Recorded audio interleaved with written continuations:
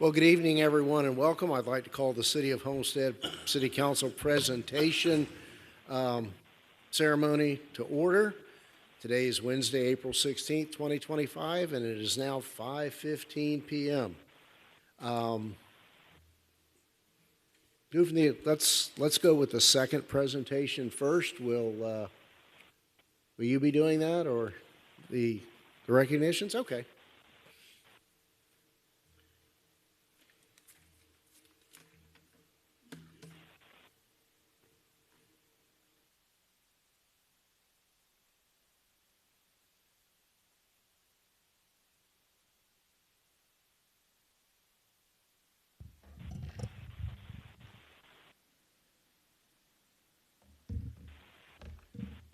All right. Well, again, good evening. You know what? For these, let's have council join me if you don't mind. Come on down.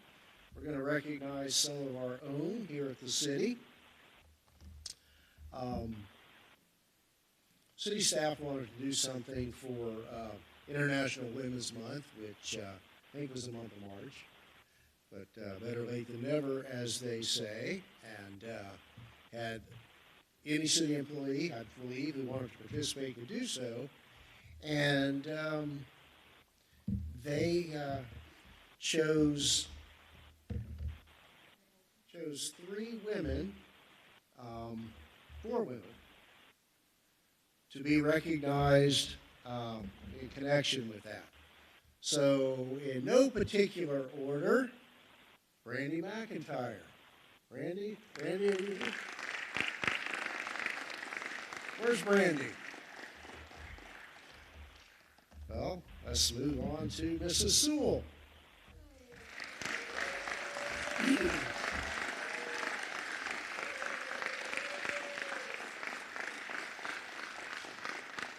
So let me read these certificates of merit. In recognition of International Women's Month, the City of Homestead proudly presents this certificate of merit to honor you as a Homestead trailblazer, a woman who leads through innovation and service. You exemplify the power, grace, and resilience of women who forge new paths, break barriers, and uplift others through courage and commitment. Your innovative ideas and tireless service, till 2 and 3 o'clock in the morning sometimes, putting these agendas together, have left an indelible mark on our community, advancing progress and inspiring those around you. With your bold leadership and unwavering dedication, you serve as a role model, not only for women and girls, but for everyone who aspires to lead with purpose and passion. Your efforts have helped shape a brighter, more inclusive future for the City of Homestead. And today, the Council and everyone in the City of Homestead family wish to thank you for your contributions and celebrate the legacy you build each and every day. And we present this to you in recognition of International Women's Month. Thank you.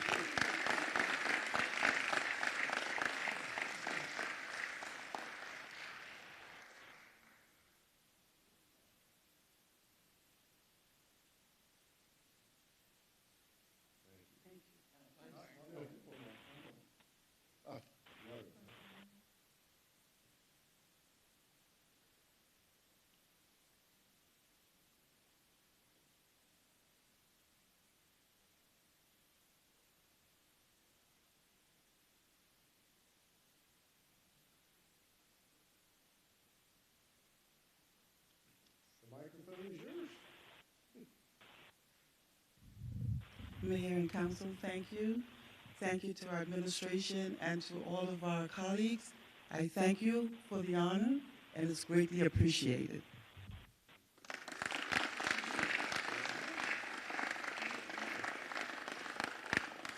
Next up, we have Heather Palmatier.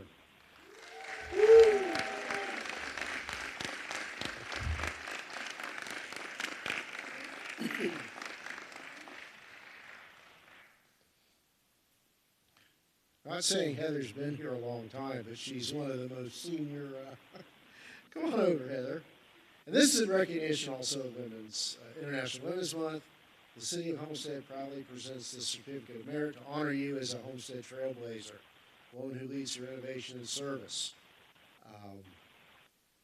We have the same language here that we had for Mrs. Sewell. And again, we thank you for your contributions and celebrate the legacy you build for everyone each and every day here in the city of Homestead. Thank you.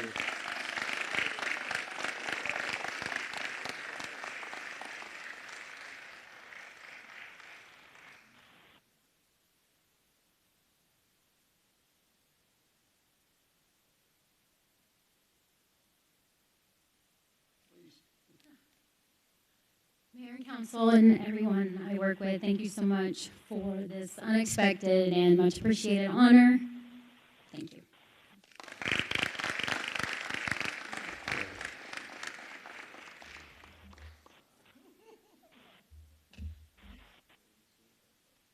And Pam Sprangle, happy to recognize you as well. Congratulations.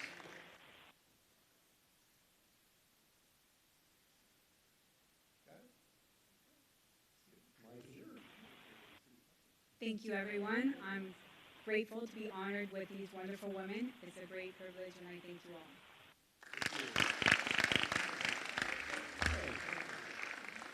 Did Brandy come in? No? Yes. Oh, okay. I'll give the council a picture here, and then we'll have all the recipients come in.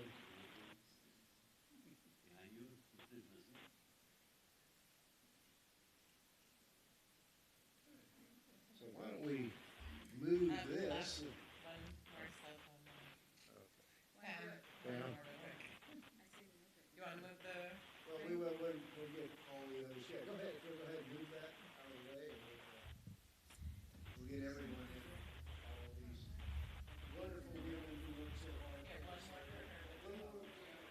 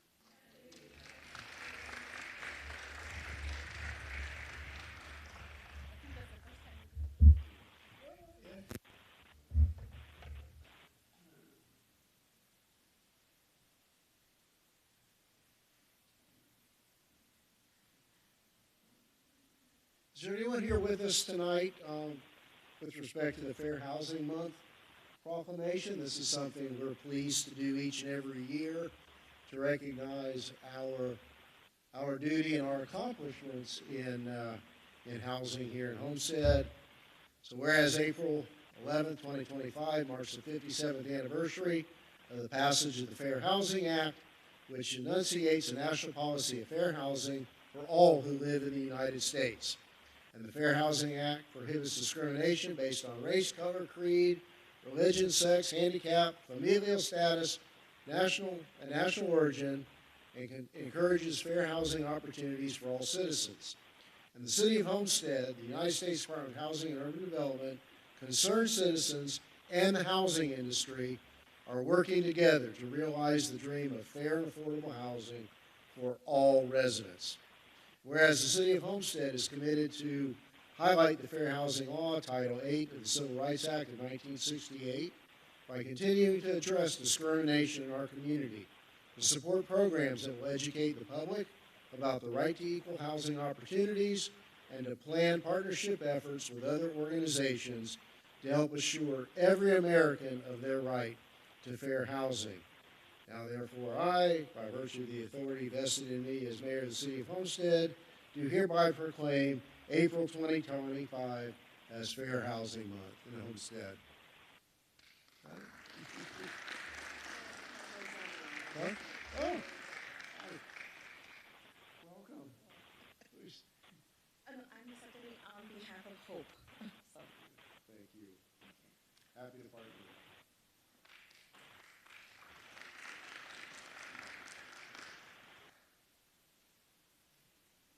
One more. Always have to be the same.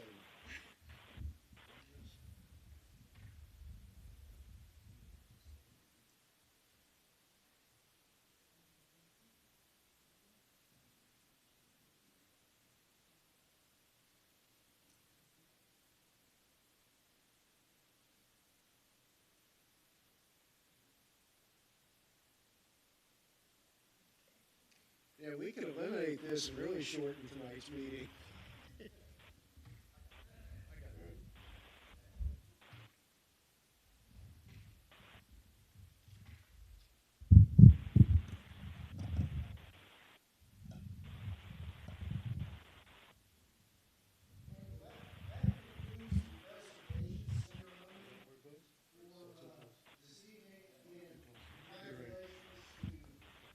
All the women who are recognized by their peers here at the City of Homestead, and the Fair Housing Proclamation was certainly timely, given that we're going to make him our Affordable Housing Advisory Board later this evening. So with that, I will adjourn the presentation ceremony, and I believe that we can now roll right into, once the clerk is ready, right into our Community Redevelopment Agency meeting. If you're ready.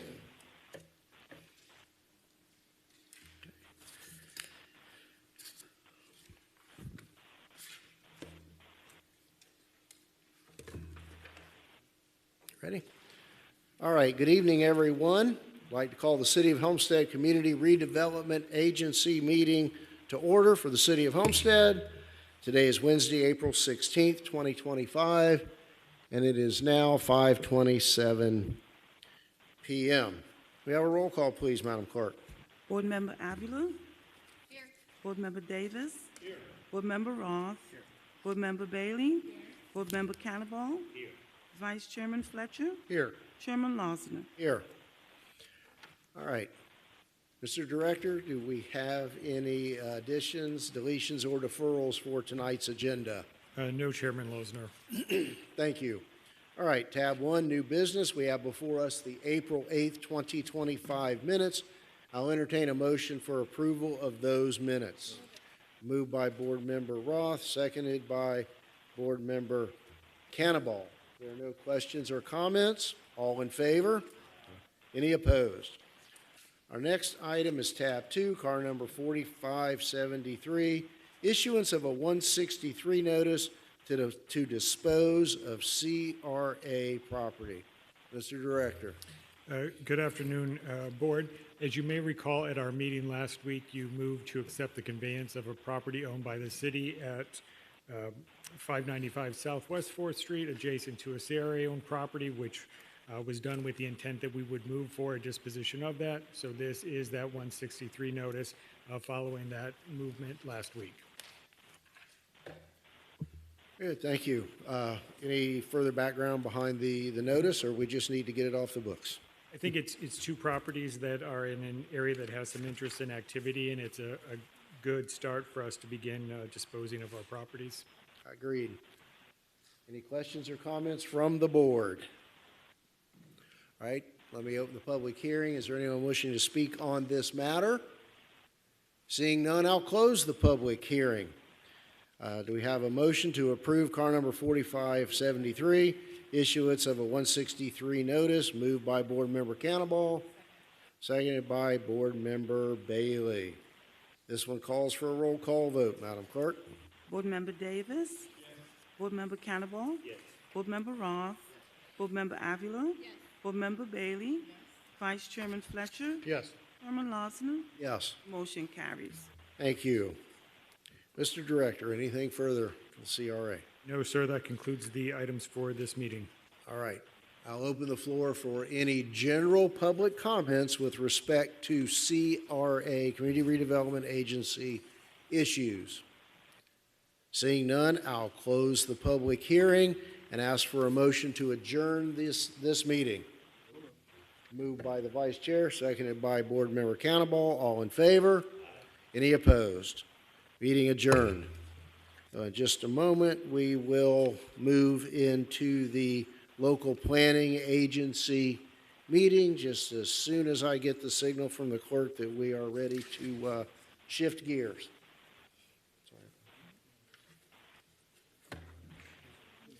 Yeah. Ready? All right, good evening, everyone, and welcome. I'd like to call the City of Homestead Local Planning Agency meeting to order. Today is Wednesday, April 16th, 2025, and it is now 5:31 p.m. We have a roll call, please. Board Member Cannavale. Board Member Ross. Board Member Davis. Board Member Bailey. Board Member Avila. Vice Chairman Fletcher. Here. Chairman Losman. Here. Ex officio Lawrence Ventura. Very good. All right. Mr. Cook, do we have any additions, deletions, or deferrals from this agenda tonight? Thank you, Mr. Mayor. No. Thank you. All right, we have as our first order of business the approval of the March 19th, 2025 local planning agency minutes. Do we have a motion to approve those minutes? Moved by Board Member Roth, seconded by Board Member Davis. Are there any further questions or comments? Seeing none, all in favor? Any opposed? All right, Mr. White? Yes, Mayor, Council. So there are no quasi-judicial items on your agenda. You have 4 legislative matters. Tab 2, card number 4542, and Tab 3, card number 4584, are related companion items. So I will introduce both, and then we can talk about those, if that's the will. Sure. So, card number 4542 is an ordinance of the City of Homestead, Florida, amending the City Code of Ordinances by amending Chapter 30 zoning, Article 3 District Regulations, Division 22, RT&D Residential Traditional Neighborhood Development District, Division 23 Planned Urban Neighborhood District, Section 30-396.42A Southwest Planned Urban Neighborhood, Division 24 Business Mixed Use District, Division 25 Neighborhood Mixed Use District, Division 26 Technology Mixed Use District by modifying the fencing standards and requirements to prohibit wood and chain link fencing, and further amending Article 4 Supplemental District Regulations, Division 5 Fence Restrictions by modifying the fencing regulations for residential and mixed-use zoned areas within the city, providing for severability, providing for inclusion in the code, providing for conflicts, and providing for an effective date. Tab 3, card number 4584, is an ordinance of the City of Homestead, Florida, amending the Southwest Neighborhood Master Plan by amending general standards, clarifying that the City of Homestead zoning code shall take precedence over the master plan in the event of a conflict, and further amending the development standards applicable to residential and mixed-use building types to prohibit wood and chain link fences, providing for conflicts, providing for severability, inclusion in the code, and inclusion in the Southwest Neighborhood Master Plan, and providing for an effective date. Very good. Thank you, sir. You have a staff report. Yeah, thank you.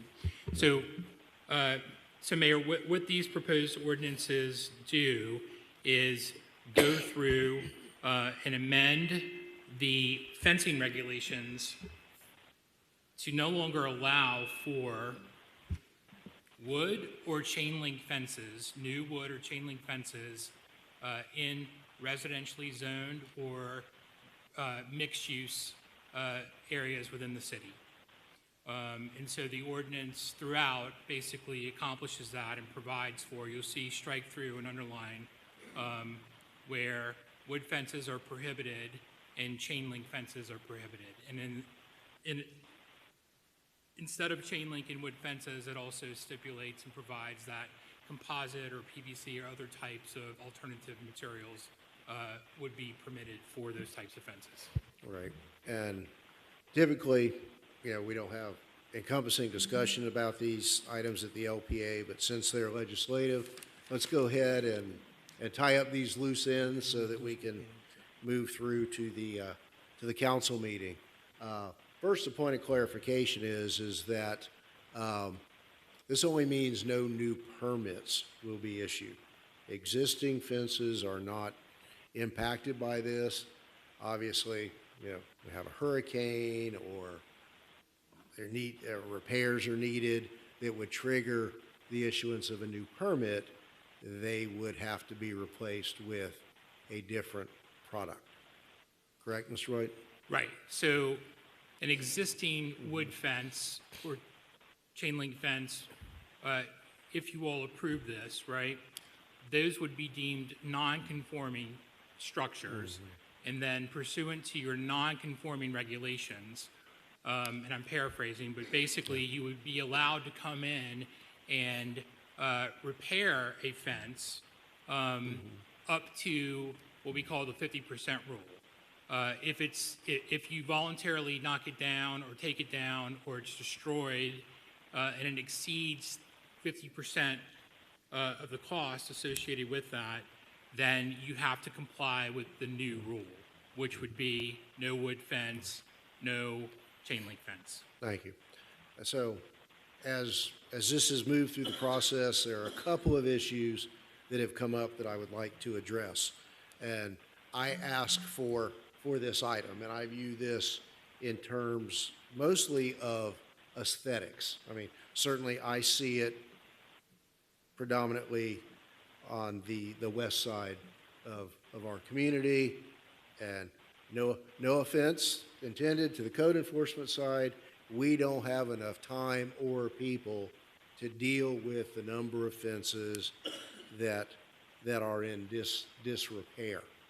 That is not necessarily the case in certain, for lack of a better expression, gated communities, where clearly homeowners associations have more enforcement authority, police authority, than we do for these matters. And I have confirmed, and I'll ask James to read the language as a potential modification to this, that within those areas, this would not apply as to wood fencing. I seriously doubt chain link is permitted in our newer communities, but certainly aesthetics and visibility and lack of repair and maintenance are not an issue within the newer areas of our community. Secondly, and many of you may have noticed that a lot of folks use the plant nursery type mesh to provide screening and hanging on chain link, and it rips, it sags, it blows away. So in addition to, for second reading, and moving it forward to the council tonight, that we clarify that the only screening to be permitted on existing chain link, there will be no new existing chain link, but the only screening permitted would be the woven composite type slats that you see. And it's funny, I noticed on my way here tonight that one of our lift stations in a residential neighborhood that has a chain link fence around the pumps, creates that shielding and a better aesthetic with the woven slats. And further, that, I mean, certainly, those other types of screening are relatively inexpensive. They're subject to just not holding up. And we would not begin to enforce that, I would propose, until the end of this year, so that folks have a grandfathering through the end of this year.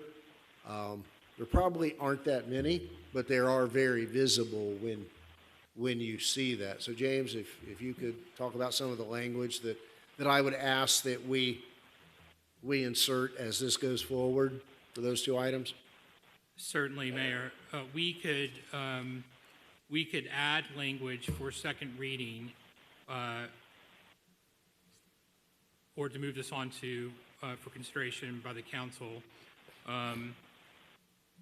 With respect to the prohibition on wood and chain link fences, we could add language along the lines of that notwithstanding the prohibition on wooden chain link fences within residential and mixed-use zoned areas of the city where such property is located within a development which is covered by an active HOA or condo association formed in accordance with state law, you would continue to allow wood fences.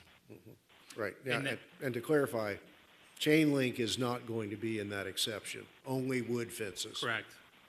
And then to the second part of what you referenced, for existing chain link fences that would no longer be allowed, those that currently have mesh or similar type screening, that would be prohibited. And they would be allowed to have that through December 31st of 2025. And if you have a mesh or similar type screening, it would have to be removed by December 31st, 2025. And any replacement of that could only be permitted with a composite type of woven slat or inserts. Yes, Councilwoman Alvarez, Board Member Alvarez for this meeting. Thank you, Chair. Yes. Yeah, okay. No, I really appreciate the modifications. It does address some of the concerns that were coming up in discussion.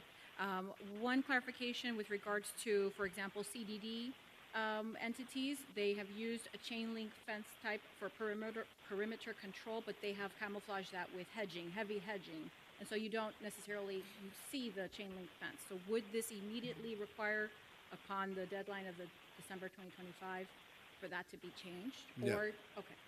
Thank you for that Yeah, clarification. as long as it's there and in good shape.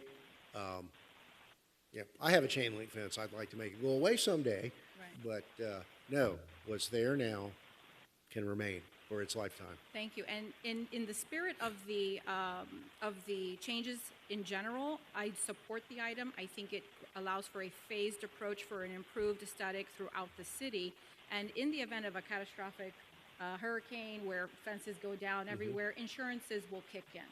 And so typically there's an ordinance and law clause on insurance policies where this type of change in fence would be covered. So there should be maybe some informational campaigns to go out where, check your insurance policies, make sure your ordinance and law coverages are existing to allow for that extra insurance to kick in the event of an event like a hurricane.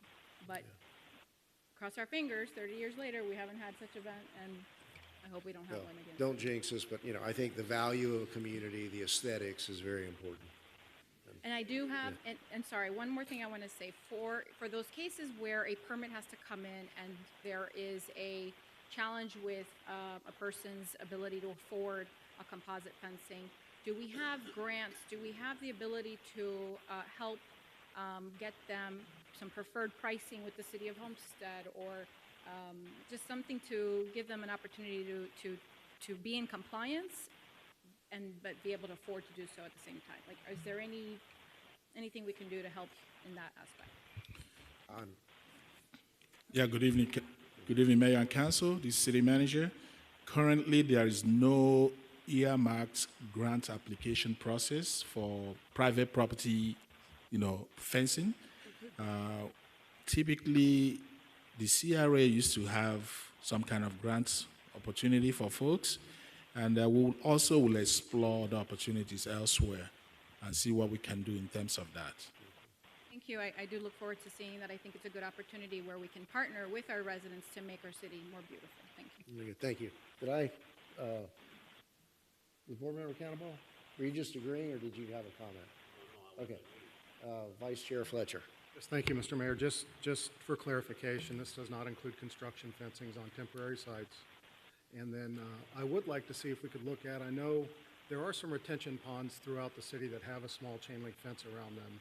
And if they fall down during a hurricane, replacing that with a wood fence, then you're not able to see the water from a public safety standpoint. So can we carve something out for specifically retention ponds that may have a fence around them. There's one or two that I'm aware of. I know there's a couple in some homeowners associations, but Is this going to be, is there going to be a second reading on this after tonight? You know, why don't we identify those? yeah, just identify a couple of And those. address that Okay. between now and second reading? Yeah, certainly we don't want to block the view of the water. Yes. Yes, Councilwoman Bailey, Board Member Bailey. Thank you, Chair.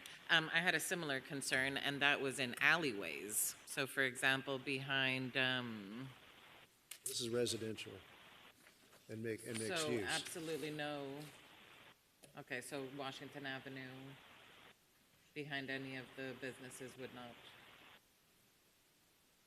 Oh, I think as it's written, it's residential and mixed use. It doesn't apply to commercial or industrial. So,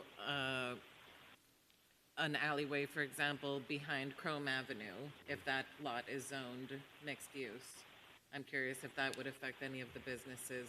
Just to keep in mind also for safety reasons, that's what I was thinking. If those alleyways have chain link fences right now, businesses or residential, depending on what's abutting what, might not want. They don't have to remove them until they're destroyed or, yeah. Okay, but then comes that mesh piece. I don't know. If you have a look there and it does affect Washington Avenue, I know that there are a lot of old chain link fences, including mine, that have trees growing through them, and that mesh is already intertwined, and I don't know how that would work. So just something that I'm sure my neighbors would also be asking me about and that I'm personally curious about. And that could get into a permitting judgment call as replacing the chain link, And cutting down catapult you trees. into. So into just something replacement. to keep in mind, please. Thank you. Yeah, thank you. We're good? All right, Councilman Roth. Yeah, just Board one Member thought. Roth. And then inside those new developments that are coming up, a lot of times they put the chain link fences around their Between. pools as well. And I don't know if you want to put wood up on those, because you do, like with the ponds, you want to have some visuals on those specific pools.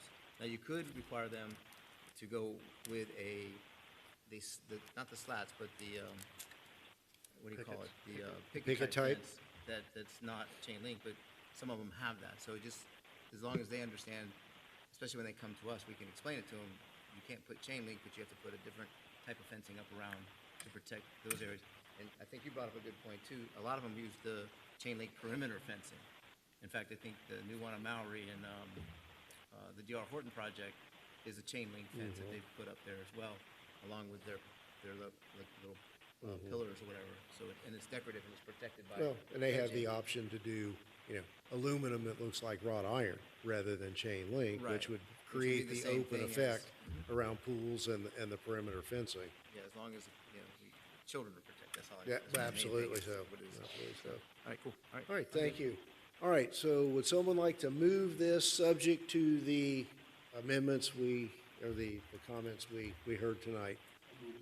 Moved by Councilwoman Avila, seconded by Board Member Davis. I think we need a roll call on, this is on tab 2. Board Member Roth? Yes. Board Member Davis? Yes. Board Member Avila? Board Member Cannavale? Yes. Board Member Bailey? Vice Chairman Fletcher? Yes. Chairman Losner? Yes. The motion carries. And tab 3, same issues, subject to the Southwest neighborhood. So I think we've had the discussion. Anyone like to move it, subject to the discussions? Moved by Board Member Cannavale, second by Board Member Bailey. Let's have a roll call. Board Member Cannavale? Board Member Roth? Yes. Board Member Davis? Yes. Board Member Bailey? Board Member Avila? Yes. Vice Chairman Fletcher? Yes. Chairman Losner? Yes, Motion carries. good, thank you all. I think a big step forward for chipping away at some aesthetic issues. All right, moving on to tab 5, car number 4545. This is what did we do for? Oh, 4, yeah, 4. Let's do the daycare issue. Yes, I'm jumping ahead of myself already. Mr. White. yes. Car number 4563, tab 4. This is an ordinance of the City of Homestead, Florida, amending the City Code of Ordinances by amending Chapter 30 zoning, Article 3 district regulations, Division 10, B1A Professional Business Restricted District, Section 30-241 Uses Permitted, removing daycare as a special exception use, Division 11, B1 Restricted Retail Commercial District, Section 30-256 Uses Permitted, Division 23 Planned Urban Neighborhood District, Section 30-396.42A, Southwest Planned Urban Neighborhood Designation of PUNs, Section 30-396.62 Subareas, removing daycare centers as a permitted use within the neighborhood mixed-use subarea, and modifying the prohibited uses to include daycare centers within the commercial subarea.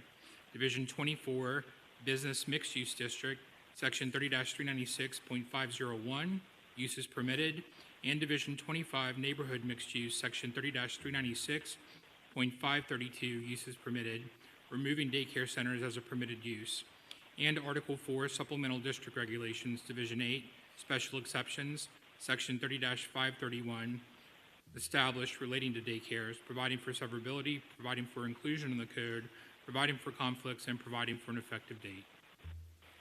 So this proposed ordinance would prohibit new daycare centers, facilities in the commercial mixed-use zoning districts that we currently have. And so throughout the ordinance, you'll see and strike through underline that it either removes daycare facilities as a special exception within those districts. It still leaves in place family daycare centers in residential, which are provided for pursuant to state law, and also in the industrial zoning districts, we allow for daycares pursuant to a special exception. However, they're specific for that particular use, for the children related to that industrial category or that industrial use. And so that's what this ordinance does. And making the analogy to the fences, if one exists now, and as long as it remains, they have the right to remain in place. So that, Council Board Member? Thank you. I just wanted to clarify. So this is specifically in mixed-use zoning only, the changes? And B1. Commercial, And B1, okay. all right. B1A, B2. I wanted to understand. It's already not permitted in B1A except Special except by exception. council approval. Okay, and so where would they be able to open up if not in those locations? Real quick, I wanted to recuse myself from this one. Should I do it now, or should that only be for the council meeting? Do it now. All right, thank you.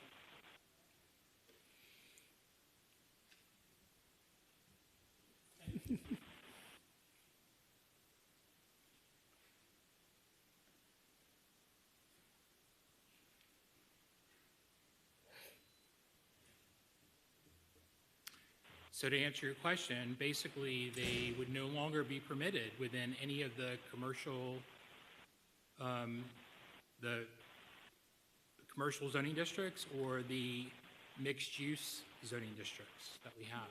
Thank you.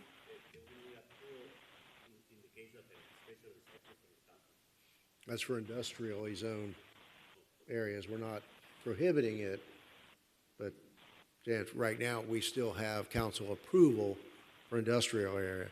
And again, if you have one in the areas that are proposed to be prohibited, you can continue to maintain that. And Mayor, there's a second reading on this one too, right? Correct. Okay, all right, I'm good for now. Just one question. I know we say that it will exist after this goes, but if a business is sold, somebody sells their business to somebody else, and they come for a new business license, are they still allowed to carry on?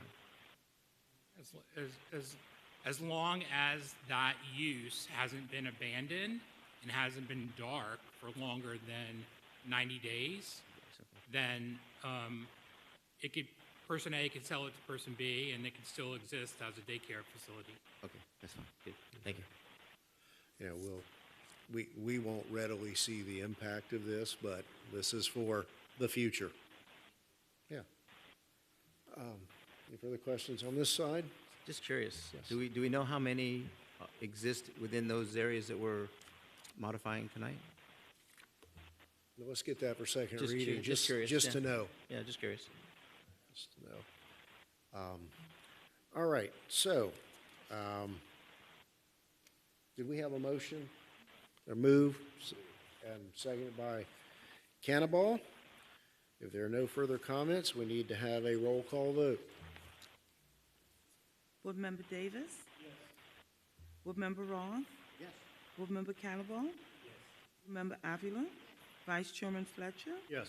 Chairman Losner? Yes, The motion carries. very good. Now, tab 5, Mr. Wright. Somebody want to tell Councilman Bailey? Oh, yeah.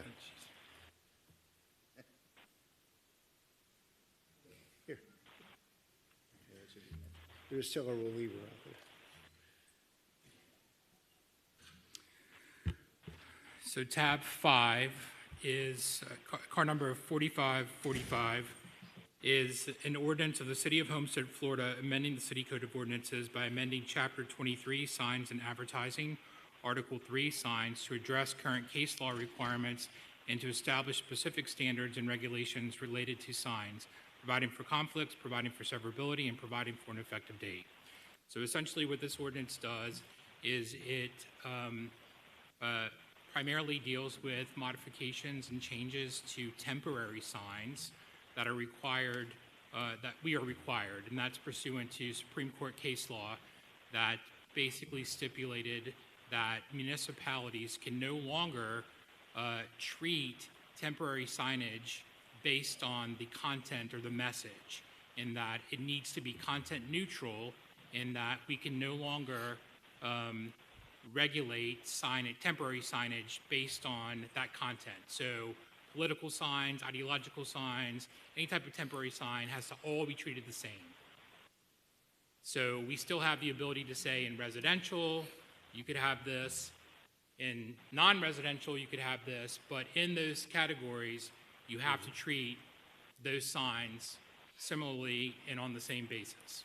You can't have different sizes, you can't have different duration times, so this treats everything the same, consistent with Supreme Court case law. No, but, just to clarify, between commercial property and residential property, you can have different size. Right. You just can't say political signs have these limitations and other signage has this limitation. So we're not giving up the yard type signs for residential. Yeah. If you're done, Mr. White, I'm Board done. Member I Avila. answer any questions Yeah. that you may have. Thank you. This will have second reading as well? Okay, Correct. great. So some, in between now and second reading, I would like to take the opportunity to try to get some clarification on the sign code as it pertains to business owners and some, maybe not considered temporary signage, but signs that businesses might use alongside their storefronts that is kind of in a gray area. So I might Well, work with the. And that's a attorneys on whole that. other can of worms and, So maybe it'll like come separately. banner signs and flag Exactly. banner type. This is really more as to truly temporary, like seafood festival. Okay. Campaign signs, prayer Seasonal breakfast things, yeah. signage. Okay, so Truly then- temporary event type or campaign type signage. That's a whole other, All right, so then Yeah. anything relating to existing businesses is not being touched under these current Yeah. modifications, and maybe not I'll saying bring we're back- not, but Right, not in this. got it. Perfect, thank you, Mayor. Okay, yes. Thank you. As far as temporary is concerned, is there language in there, depending on if it is an event, that temporary signage can only come out a month or so before? Yeah, so the language, If only it could be the language currently in the ordinance, right, provides that you have X amount of signage that can be displayed no more than 90 days in a calendar year. However, no more than 90 days before an event can you display that sign or that message. And within 14 days following the event, it has to be removed. That's Now, gonna be my next question. that's 90 days prior to event and 14 days after is more than 90 days in a calendar year. So the individual displaying the message can decide, give or take. If they're doing 89 days before the event, they've got a day to take it down. Correct. Okay, thank you. And I guess, real quick, to clarify, like, Board Member Alva's question, like, new businesses under the temporary, they have the right to hang a banner until their regular sign is in, or a going out of business sale, or clearance sale, you know, versus your point with flag-type banners and other. Councilman? Thank you. So this is the final discussion for tonight on this. We're not going to do it in council also? Well, we'll blow through it, yeah. Okay, so the problem I have with this, and I know it's really out of our control at this point, is we have no control over signage in the city when it comes to temporary signs. Very little. They're taking away any of the bond processes where we would collect bond money to ensure that the signs were picked up on a timely manner after campaigns are over. And this would also apply if we decided to impose a bond of some sort. It would affect real estate agents as well, because that's a temporary sign, and that sign would be assessed a bond of some sort also. And I don't think I covered this in our one-on-ones, but do we have the ability to tier the bonds, or you have to do it for everybody? One bond covers everybody. One amount. Yeah, so one amount, right? You won't be able to say $50 for this type of sign, $50 for this type of sign. I mean, because that's getting to the message, the content, right? We have to be content neutral. So temporary sign, whether it's a real estate sign, whether it's a political sign, ideological sign, either you are going to require a bond to be posted for everything or not. We don't have the ability to tier or treat differently. So it's either in or out. So you have the ability to choose which way you want to treat.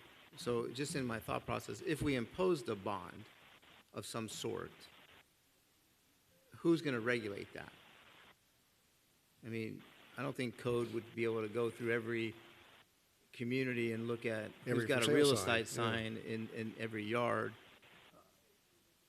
And you can't selectively enforce that as well. And I think in my one-on-one, we talked about others that campaign outside of our city. They come into our city and pollute our city with those signs as well. You know, we have an obligation, and hopefully when we run for elected office in the city of Homestead, we care enough that we go pick up our signs afterwards. And we don't violate any of the sign ordinances. But I just feel that we're getting, our hands are tied, and we have no enforceability to keeping our city aesthetically clean, and it just puts a bigger burden on our code enforcement officers to pick these signs up if someone doesn't clean up after themselves. So I just wanted to say that and let people understand we're losing control then instead of gaining some control over what we used to have. Well, thank you, Mayor. Yeah. Thank you, and I agree. You know, this hatched from my thought that we needed some clarity in campaign signage as to when it could go up, primary versus general. Some folks may not have a primary, and I had hoped to say, okay, this is the first day any campaign, you know, gear it to qualifying. I say, you know, my thought was the Saturday before qualifying starts is the first day any campaign sign can go up. But I think what we've all been schooled in is that our sign ordinance in general and our temporary sign ordinance is subject to attack anyway. So what's before us has grown into far more what I had hoped to address, and establishes a constitutional and judicially acceptable mechanism for temporary signs. Well, it would have to be a bond for every kind of temporary sign. So, you know, Just the issue is that campaign signage, candidates can no longer be required to post a sign bond. And I'm not aware that any other temporary signs ever had to post a bond. I don't know that they did. So that piece is, and again, Councilman, you're right. We have been preempted in large measure by those at a much higher pay grade. Yes, just to piggyback on the other organizations, I know that when I used to do the Rib Fest, I used to put a bond in the city so that I could place Okay. signs all over the city. I'm not sure if Rotary does that, but Of if you put up a course. temporary sign, you have to do Yeah. a bond at that time. So this is just eliminating that process, that you can't, we have no enforceability. And we cannot prohibit, correct? We cannot across the board prohibit temporary signage? Okay. No. And we can't even remove the temporary signage. If it's on the right of placed- way. If it's on our right of way, we can, but, you know, when I envision Flagler and Miami-Dade College's chain link fence with candidate signs from outside of the city that sat there for months, and we couldn't take them off because it's private property. But we can cite Miami-Dade. You can cite Miami-Dade, absolutely. And I think we've adjusted our compliance table recently so that the property owner, for the property upon which an improper sign is located, has to act more quickly. So it'll be honor system, and it'll speak volumes for those who decide not to follow the rules. All right, do we have a motion to move this forward? Yes, Councilman? I had one more thing. So when you say honor system, it's interesting, because I asked about that. Yeah. So well, I'll use campaigns because that's mainly what we focus on is the campaign signage. If someone places signs and their signs are picked up by code, they have a right to enforce a fine on them. My thing was most campaigns are exhausted by the time the campaign's over with, and now you're going to send them a bill saying you owe us money for a sign that you picked up illegally. So there's no way to recoup what we've expensed as far as time and effort to clean the city up. So. Well, it's going to put the burden on property owners. All right, so do we have a move by Board Member Avila, second by Board Member Davis? Let's have a roll call. Board Member Avila? Yes. Board Member Cannavale? Board Member Davis? Yes. Board Member Ross? Board Member Bailey? Vice Chairman Fletcher? Yes. Chairman Losner? Again, reluctantly, but dejectedly, yes. The motion carries. All right. That completes your items for consideration this evening on the thank you. LPA. All right, are there any public comments with respect to the LPA agenda? Any public comments? We'll close the public comments. Anything further from the Development Services Department for the Thank you, attorneys? Mr. Chair, no. Okay. Any further comments or reports from members of the board? With that, I'll entertain a motion to adjourn. Moved and seconded. All in favor? Any opposed? Okay. So it is now, according to smartphone time, 6:09. Let's open the council meeting at 6:15.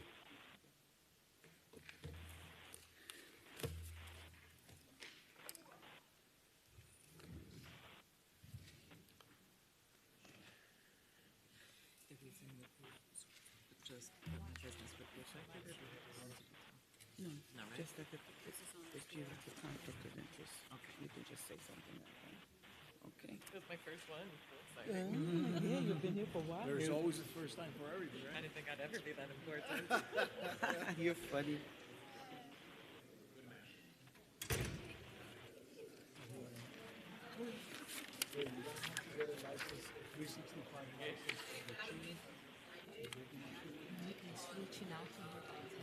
Oh my God, I am in trouble. I am in trouble, and I just knew I was supposed to get a backup. I hate it. Monica, I mean, come on. Is that her there?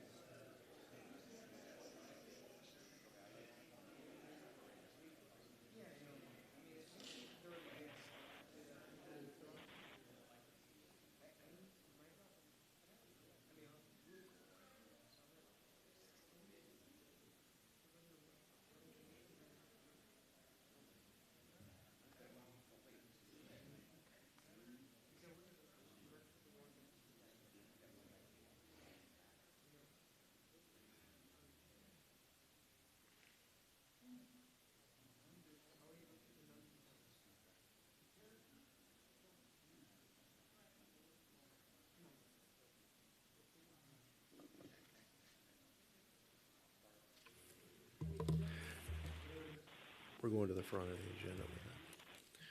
Good evening, everyone, and welcome. I'd like to call the City of Homestead City Council meeting to order. Today is Wednesday, April 16th, 2025, and it is now 6:22 p.m. The invocation tonight will be given by Pastor Lopez of the First United Methodist Church of Homestead, followed by the Pledge of Allegiance by Councilwoman Bailey and the Homestead Police Explorers. Everyone please stand. Pastor Lopez.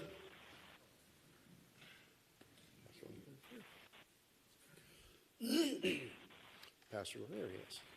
Welcome. Good evening, and may God bless everyone here.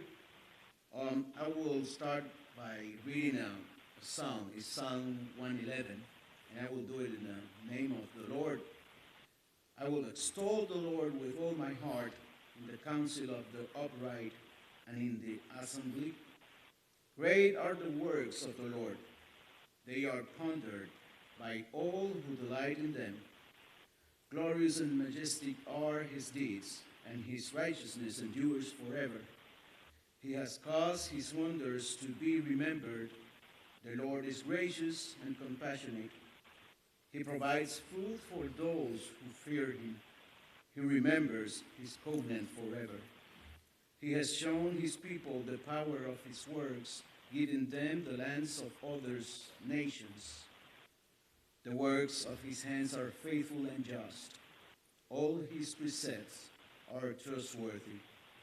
They are established forever and ever, enacted in faithfulness and uprightness. He provided redemption for his people. He ordained his covenant forever. Holy and awesome is his name. The fear of the Lord is the beginning of wisdom. All who follow his precepts have good understanding. To him belongs eternal praise. Let us pray. God of justice and mercy, thank you for the gift of life and the opportunity and privilege to serve the people of our city. Please help us to act with character and conviction. Help us to listen with understanding and goodwill. Allow us to speak with charity and restraint. Please give us a spirit of service. Remind us that we are stewards of your authority. Guide us to be the leaders your people need. Help us see the humanity and dignity of those who disagree with us and treat all people, no matter how weak or poor, with the reverence your creation deserves. And finally, Father, renew us with the strength of your presence and the joy of helping to build a community worthy of the human person. We ask these as your sons and daughters, confident in your goodness and love. In the name of Christ, amen. Amen. Thank you, Pastor.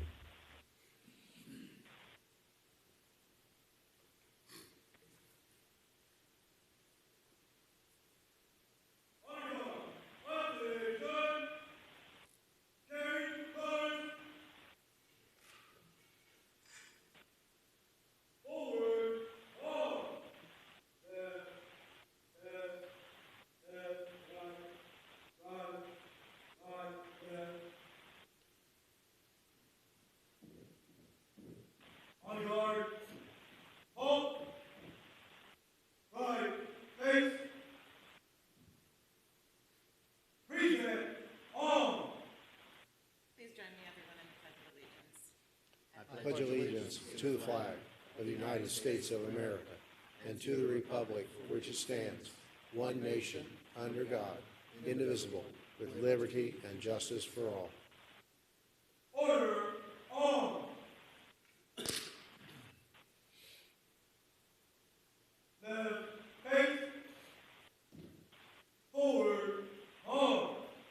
Left,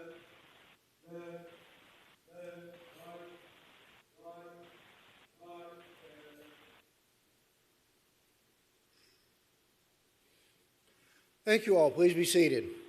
We have a roll call, please, Madam Clerk. Councilwoman Bailey? Councilman Cannonball. Councilwoman Avila. Councilman Roth. Councilman Davis. Here. Vice Mayor Fletcher. Here. Mayor Lawson. Here. Before we move into the public comment section of the agenda, which typically comes now, I'd like to ask the manager if we have any additions, deletions, or deferrals this evening. Good evening, Mr. Mayor and Council. At this point, the administration would like to withdraw the following items. Tab number 12. Tab number 12, which is a call to artists for the water tower filling art.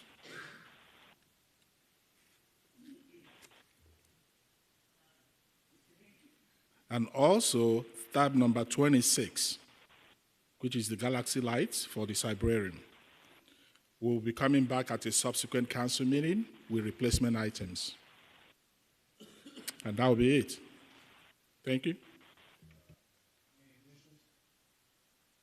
Additions? No, there is an addition, sir. There is a non-agenda item that we have to consider this evening. It's a resolution of the City Council of the City of Homestead, Florida, expressing support for Miami-Dade County Mayor Daniela Levine Carver's veto of Council Resolution File R370-25, which would discontinue adding fluoride to the county's water supply, providing for implementation, providing for submission, and providing for an effective date. Thank you, sir. Mr. Attorney, can we do one vote on the two withdrawals, or do we need to do them separately? No, I'll take a motion to amend the agenda as outlined by the city manager, All right, inclusive so of move. the deletions and the addition Very of good. the item. Moved by Councilwoman Avila, second by Councilman Davis. All in favor? Any opposed? Now, if there are no objections, I would like to move forward and have discussion on the addition item, the resolution in support of Mayor Levine Cava's veto of the commission action to remove fluoride from the water supply. And we have with us tonight District 7 County Commissioner Raquel Regalado. Welcome, and I know you want to address this matter. Good to see you here. Thank you. It's wonderful to see you all. I think it's been a little over a year since I was last here for the swearing in, so it's always a pleasure to visit you here in the beautiful city of Homestead. First and foremost, I am Raquel Regalado, County Commissioner for District 7, but I've also been the Chair of Infrastructure and Innovation in Miami-Dade County for over 5 years. And that is the committee that oversees water and sewer and waste management, and is the committee where the item that was passed to the county commission should have gone through. So I'll start there. Unfortunately, this was not allowed to go through the regular process, and we were not able to vet it through our committee system. If we would have done that, we would have been able to talk about many of the things about today. First and foremost, Miami-Dade County's water is safe. There is no public health issue with Miami-Dade County's water. So anything beyond that is just being Instagrammable. So I'll start there. We've worked so hard to make sure not only that this water system is in compliance, but that it is doing above and beyond what is required to do. Recently, we just passed an item which finalizes all the capital improvements for ocean outfall and the consent agreement that we have from the state. And I mention that because as a water and sewer system and as a department, what we do is simply comply with federal and state regulations. We do not make any decisions regarding the chemical makeup of our product. We simply follow the regulations that are established at the federal and the state level. And the reason for that is we simply do not have the resources to deep dive into the science. That department does not exist at Miami-Dade County, nor should it. I love my colleagues and I appreciate their passion, but the first thing that I requested when this item came up before the full BCC was that we wait until the end of the legislative session, because there is a national conversation about fluoride. There is a case that is asking the EPA to look again at the amounts of fluoride that it recommends to put in water. That's important because one of the things that is being said is that we've been using the same metrics since 1950. That is not true. We actually had an EPA order 10 years ago that reduced the amount of fluoride, and we followed that recommendation. At the state level, we have SB 700, which is a bill that is being brought by the Commissioner of Agriculture, Wilton Simpson. And he is making a very different argument regarding fluoride. The argument that he's making is that it is no longer necessary. That item is going through a committee process with public hearing, and they're having those conversations, and he wishes to follow Utah, which has recently done that. The information that I brought my board when this came up was the case study of Albany, New York. Albany, New York, as a county, decided 10 years ago to eliminate fluoride. And when they did, they were hit with 2 class actions. 8 years later, they had to pay those class actions. And 3 months ago, they added the fluoride back in part because of those litigations. So when I speak about the government that I am part of, this is not the decisions that we make. And my concern is that it's also a slippery slope, because today it's fluoride, and what about if tomorrow they want me to reduce the amount of chlorine or some other chemical? We simply do not have the ability to do that, nor should we be doing it. This is something that is done at the federal and state level, and the folks that want to engage in this conversation should do so at the federal and state level. We're just trying to run water and sewer the best that we can, and really using our tax dollars to invest in infrastructure, which in many areas is very old, and not to invest in litigation. So I ask you to support the position that our mayor has taken and that I have taken, saying that this is not something that the county should be doing. We will be taking up this issue at our May 6th meeting.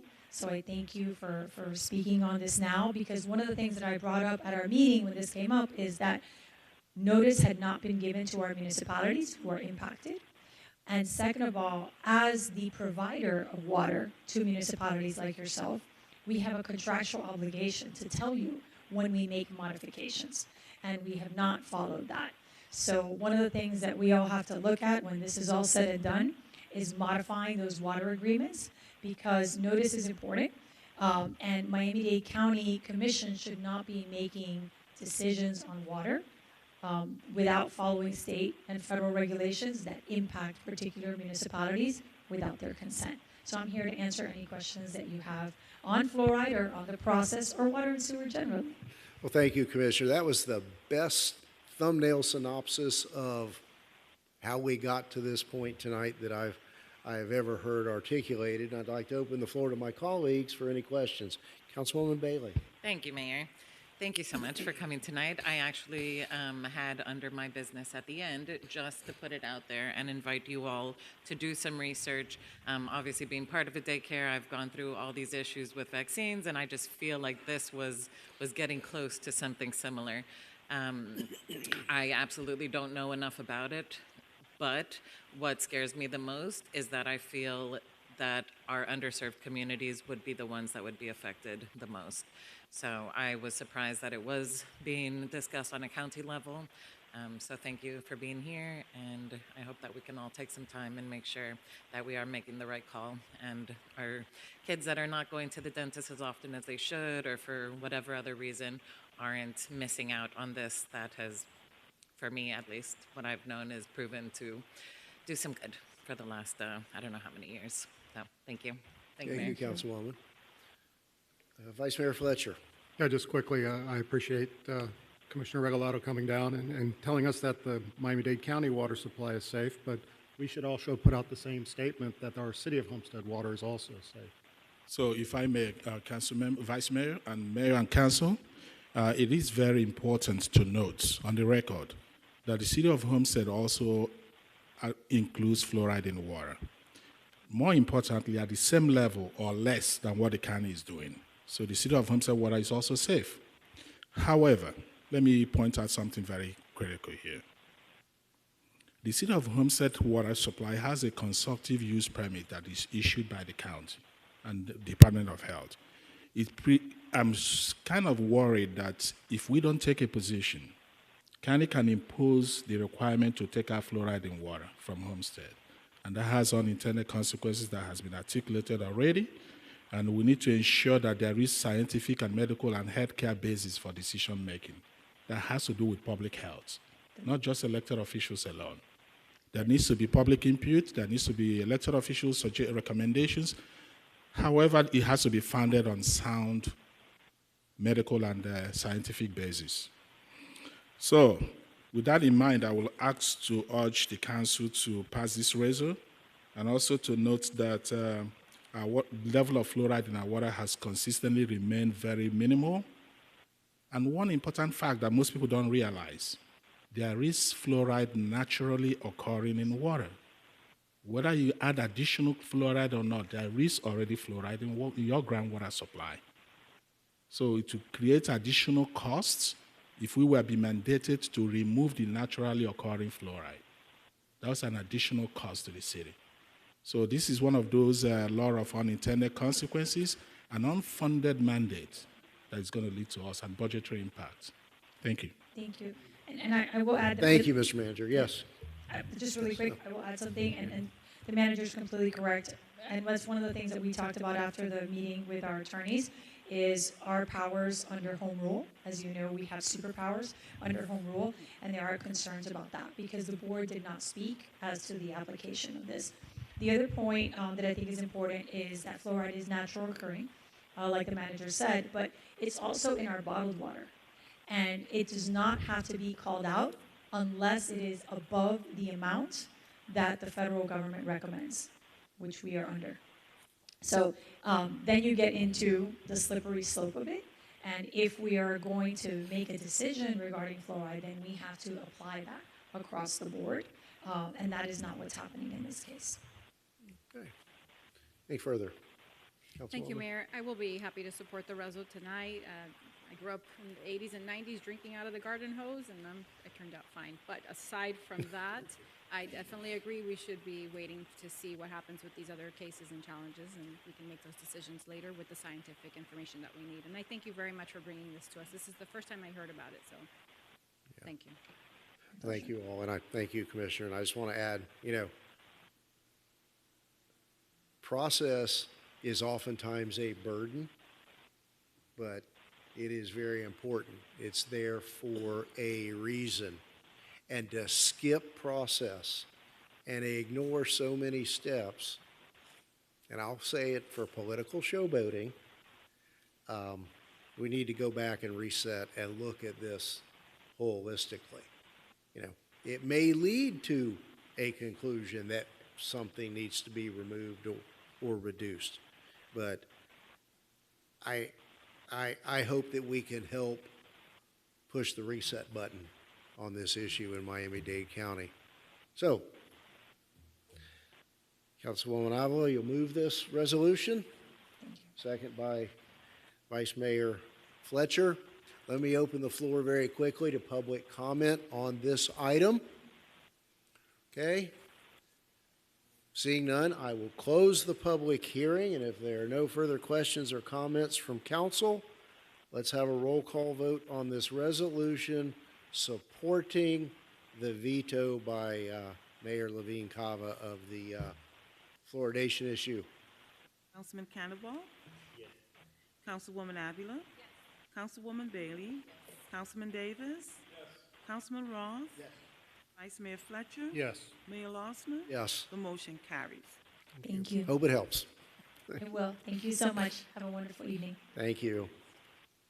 Let me just say to folks in the audience who may not recognize it, we have a lot of firepower here tonight. Not only do we have Commissioner Regalado, the school board member Danny Espino is with us as well. Always happy to have elected officials who work so helpfully and closely with our community. Again, thank you. Good night, Commissioner. Appreciate it. All right. So let's move then, if there are no objection. I know there are folks here in the audience who are interested in this matter. Let's jump to tab 8. And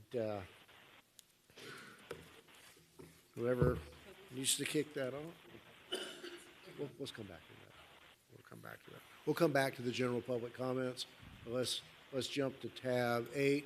Mr. Attorney. Yes, Mr. Mayor. Tab 8 is a resolution of the City Council of the City of Homestead, Florida, approving a memorandum of agreement between the city and the United States Immigration and Customs Enforcement under Section 287G of the Immigration and Nationality Act, authorizing the city manager as designated to execute the agreement and providing for an effective date. Good, thank you. And rather than, just a moment, rather than a staff report, I know we've all been briefed, but are there any last-minute questions or comments from council to staff before we open the floor for public comment on this item? All right, so I'll now open the public hearing on this item. Please give us your name and address for the record, and you're on a 3-minute time clock. Okay, I am just the interpreter here. If you ever, if somebody's need my interpreting services. And my name is Nelida Estrada with Bilingual Secretarial and Translating Services. You're not here on the tab 8 item. Mr. Mayor. Translator for, Yeah. okay. Very good. Thank you. All right, is there anyone in the audience or online wishing to speak on this matter? If there's so, come on down, make a line, first come, first serve, and we'll need your name and address. And I'll ask you to limit your comments to, see we're here on a 2-minute time clock for tonight. Good Welcome. Evening. Good evening. My name is Oscar Londoño, 201 North Chrome Avenue, Homestead, Florida, 33030. I am the co-executive director of We Count. We are a local nonprofit here in Homestead that represents thousands of immigrant workers and families in this community, including agricultural workers, construction workers, day laborers, and domestic workers.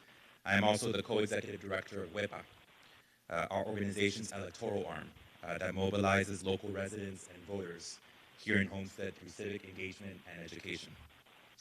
Mayor, Vice Mayor, City Council Member, City Manager, I'm here in opposition to CAR 4568, the proposed 287G agreement between the City of Homestead and ICE. I want to mention 3 reasons with my time. 1, the background information submitted in this agenda is legally inaccurate. SB 2C added the following language to Florida Statute 9018.107. Quote, the sheriff or the chief correctional officer operating a county detention facility must enter into a written agreement with ICE to participate in the immigration program established under Section 287G of the INA. Close quote. The City of Homestead does not operate a local jail and is not legally required to enter into a 287G agreement. Today's decision is needless and would allow HPD to deputize officers and stop local residents in our community and act as ICE agents. This is terrible policy and will undermine community trust. Second, the City of South Miami is currently seeking clarity and guidance from courts about the SB 2C's application to local cities like Homestead. We ask that this city follow the lead of South Miami and defer any decision on 287G agreements until that court issues guidance, and create more opportunities for community input and process, which has been lacking. Third, if the City of Homestead decides to pass this resolution, which we believe will harm residents, undermine community trust, and is not legally required under any federal or state law, we request the creation of a community task force to make sure there's ongoing dialogue between HPD and the community to promote accountability and transparency in the implementation of these agreements. Thank you. Thank you. Yes, sir. Hi, good evening. My name is Jonathan Freed. I reside at 715 Northwest 9th Court, Homestead 33030. I'm the former director of We Count, but I'm here representing myself as a resident of the City of Homestead. I'm assuming that, and I would have loved to have heard a discussion among council members about your thoughts about why you're doing this. But I'm assuming that part of it is a fear of what the state might do in terms of funding, in terms of pressure. Municipalities all over the state are signing 287G agreements, as Oscar said, not because legally they have to, but because they're coming under a lot of pressure. The problem is it's going to cause a horrible impact in this community. The immigrant community is going to lose trust in the police. It's going to be terrible for community relations. And I think as elected leaders, you need to think about the impact on the residents of our city first. There's a lot of stuff happening in this country right now, a lot of things that are unprecedented in this country. And I think it's time for some of our local leaders to stand up and support the people, the working people of this community that make Homestead work. I would second the suggestion of the particular suggestion that Oscar Londoño made to delay this.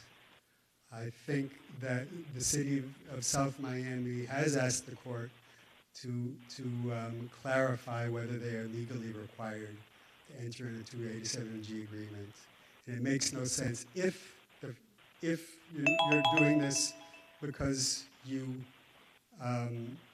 have fears about the state reaction. I would suggest it's better to wait and rather than take this step right now, which will be devastating to our community. Thank you very much. Thank you. Thank you for coming out tonight. Is there anyone else here in the audience who would like to speak on this matter? Anyone else? Yeah, I know. We'll have one. I just wanted to clear the room here before we went to the online commenters. All right, so last chance if you're here in person, and we'll go to whoever is online. Anton Kraft. Mr. Kraft? Hi, Mr. Kraft. Go ahead, please.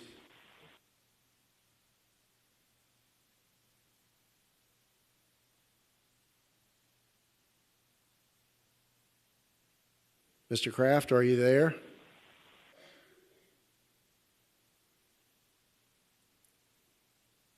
Does it look like Can you hear me? Yes, we can hear you now. Okay. I myself is an immigrant. I migrated to the United States in 2014. And since I was 20, I have been in and out of the United States between Europe and the United States 256 times. When I crossed the border from Canada into the United States, I was stopped by a border officer, and he said to me, Mr. Kraft, you're not using the law the way it's supposed to be used. That's the 90-day visa. You are basically more American than many Americans. So therefore, I expect you to do it the right way. Follow the prompt. I followed the prompt. I went for my temporary visa, I went for my green card, and I went for my citizenship. It can't be done. There are so many people that will help you all the way. There are so many people who guide you all the way. It's translated into almost 200 different languages. So there's no excuse for not doing it. And I don't see why, just because you do something illegal, you should be having a lollipop or being allowed to stay. No, you cross the border illegal, you're being sent back. And we have to enforce the laws because that's why we are state law-abiding citizens, right? We have the laws, we want to be free, and we want to live our life. We can only do that if we follow the laws. And that means we have to adopt what is being said and help ICE in their work because they are part of the law enforcement. And we are law-abiding citizens in Homestead, whether some people like it or not. That was my take. Thank you, Mr. Kraft. Is there anyone else? All right, then. If there's no one further, I will close the public hearing and again open the floor to my colleagues for any final questions or comments. Yes, Councilwoman Bailey. Thank you, Mayor. I apologize. I was not able to do my briefing this last week, and I was wondering if I could ask the chief a couple questions. My first question is, how would you see this specifically affecting current procedures that HPD does? So I think first it's important to note that we have federal partnerships and collaboration and TFOs or task force officers with different agencies. We have right now the FBI, we have the DEA, we have the IRS. This would just be another one. So I don't really see it as it's written. Whoever is tasked to do this will have to be trained by ICE. There's training. They'll get trained, and then they can't really exercise this authority unless they're under the supervision of ICE. So I can't speak to the frequency of this occurrence. I can tell you that it's not department-wide.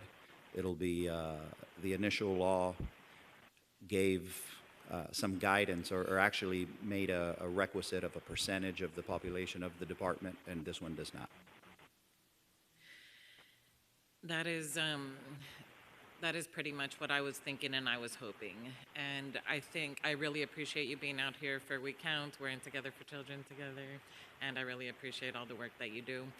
Your idea about having, I would like to talk to you after and explain that piece about having a community advocate piece or campaign that explains to the residents.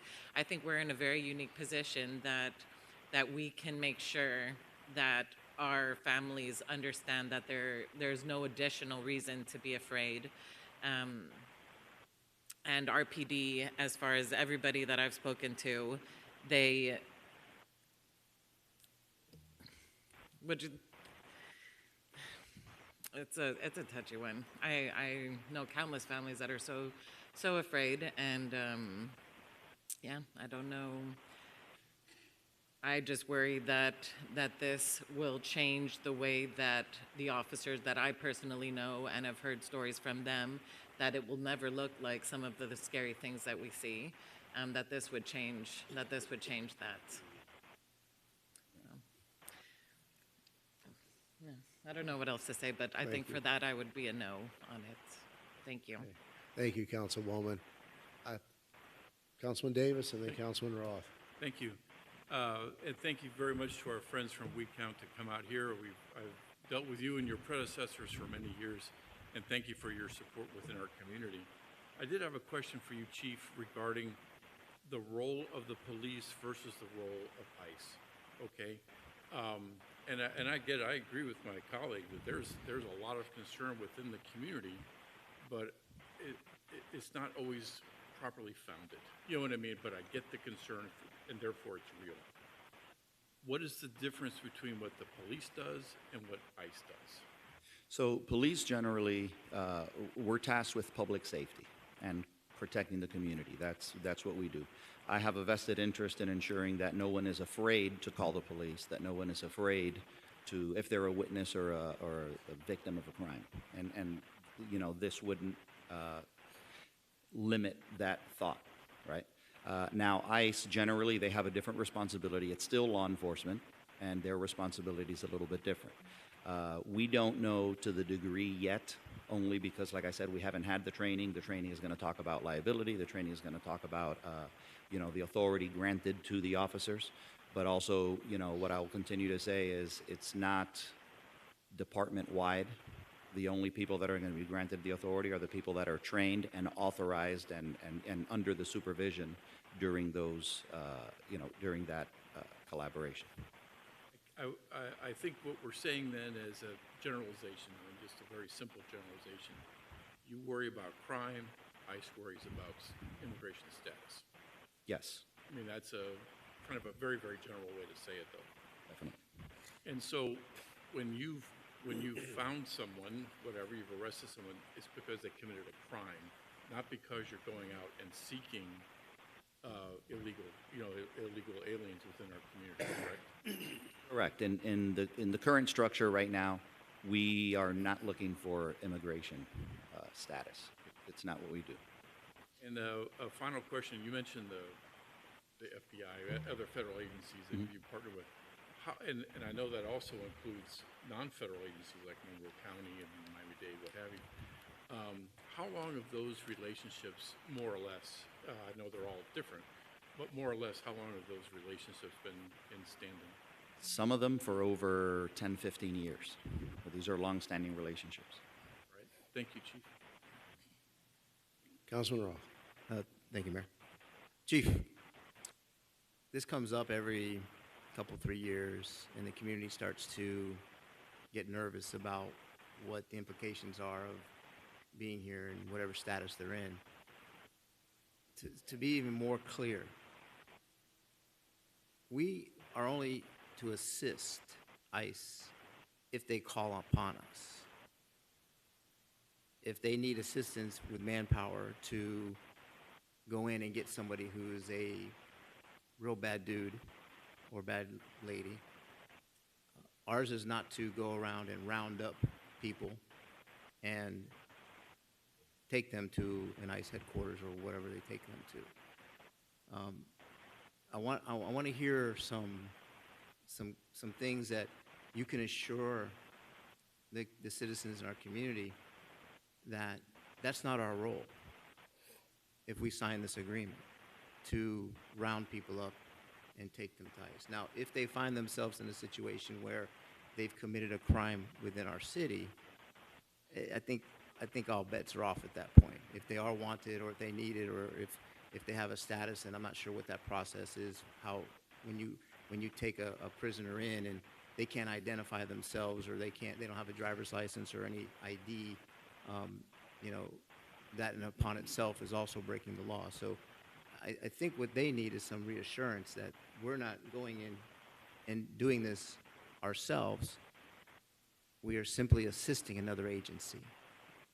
So the MOU does provide limited authority to enforce some immigration laws. Now, I understand both the potential benefits and the potential concerns associated with that MOU, but I will tell you that independent of signing the MOU or not, we have a position where if you're a criminal who is victimizing our residents and also happen to be an illegal, we're going to use every state, federal, or local law to get you out. Those are for criminals.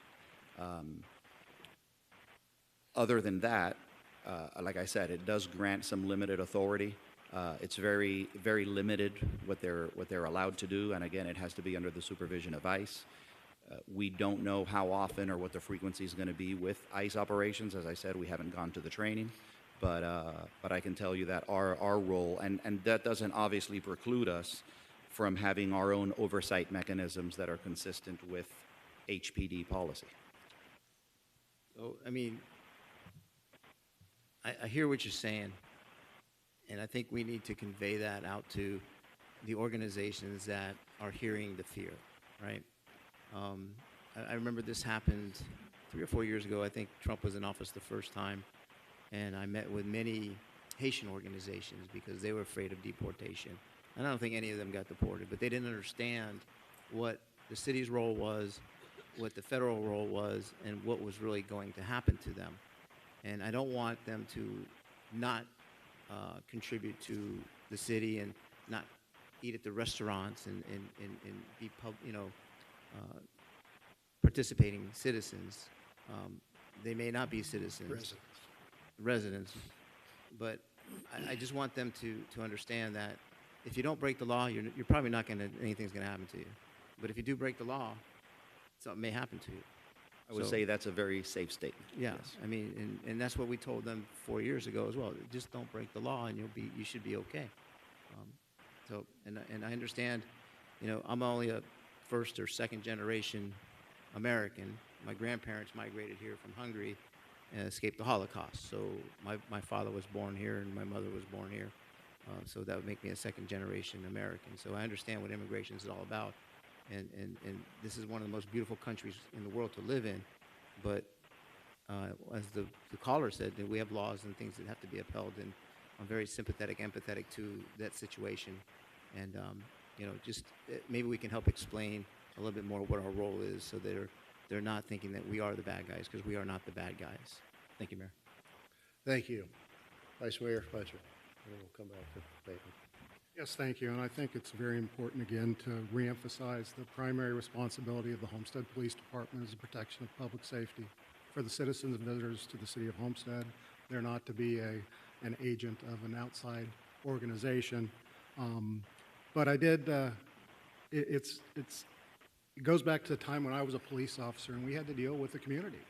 And it's always been an issue especially with the migrant community, about the trust they have in law enforcement and locally here in South Florida, because we've seen it in the past where certain people have treated those individuals in a non-professional manner, which creates a lot of issues within the community.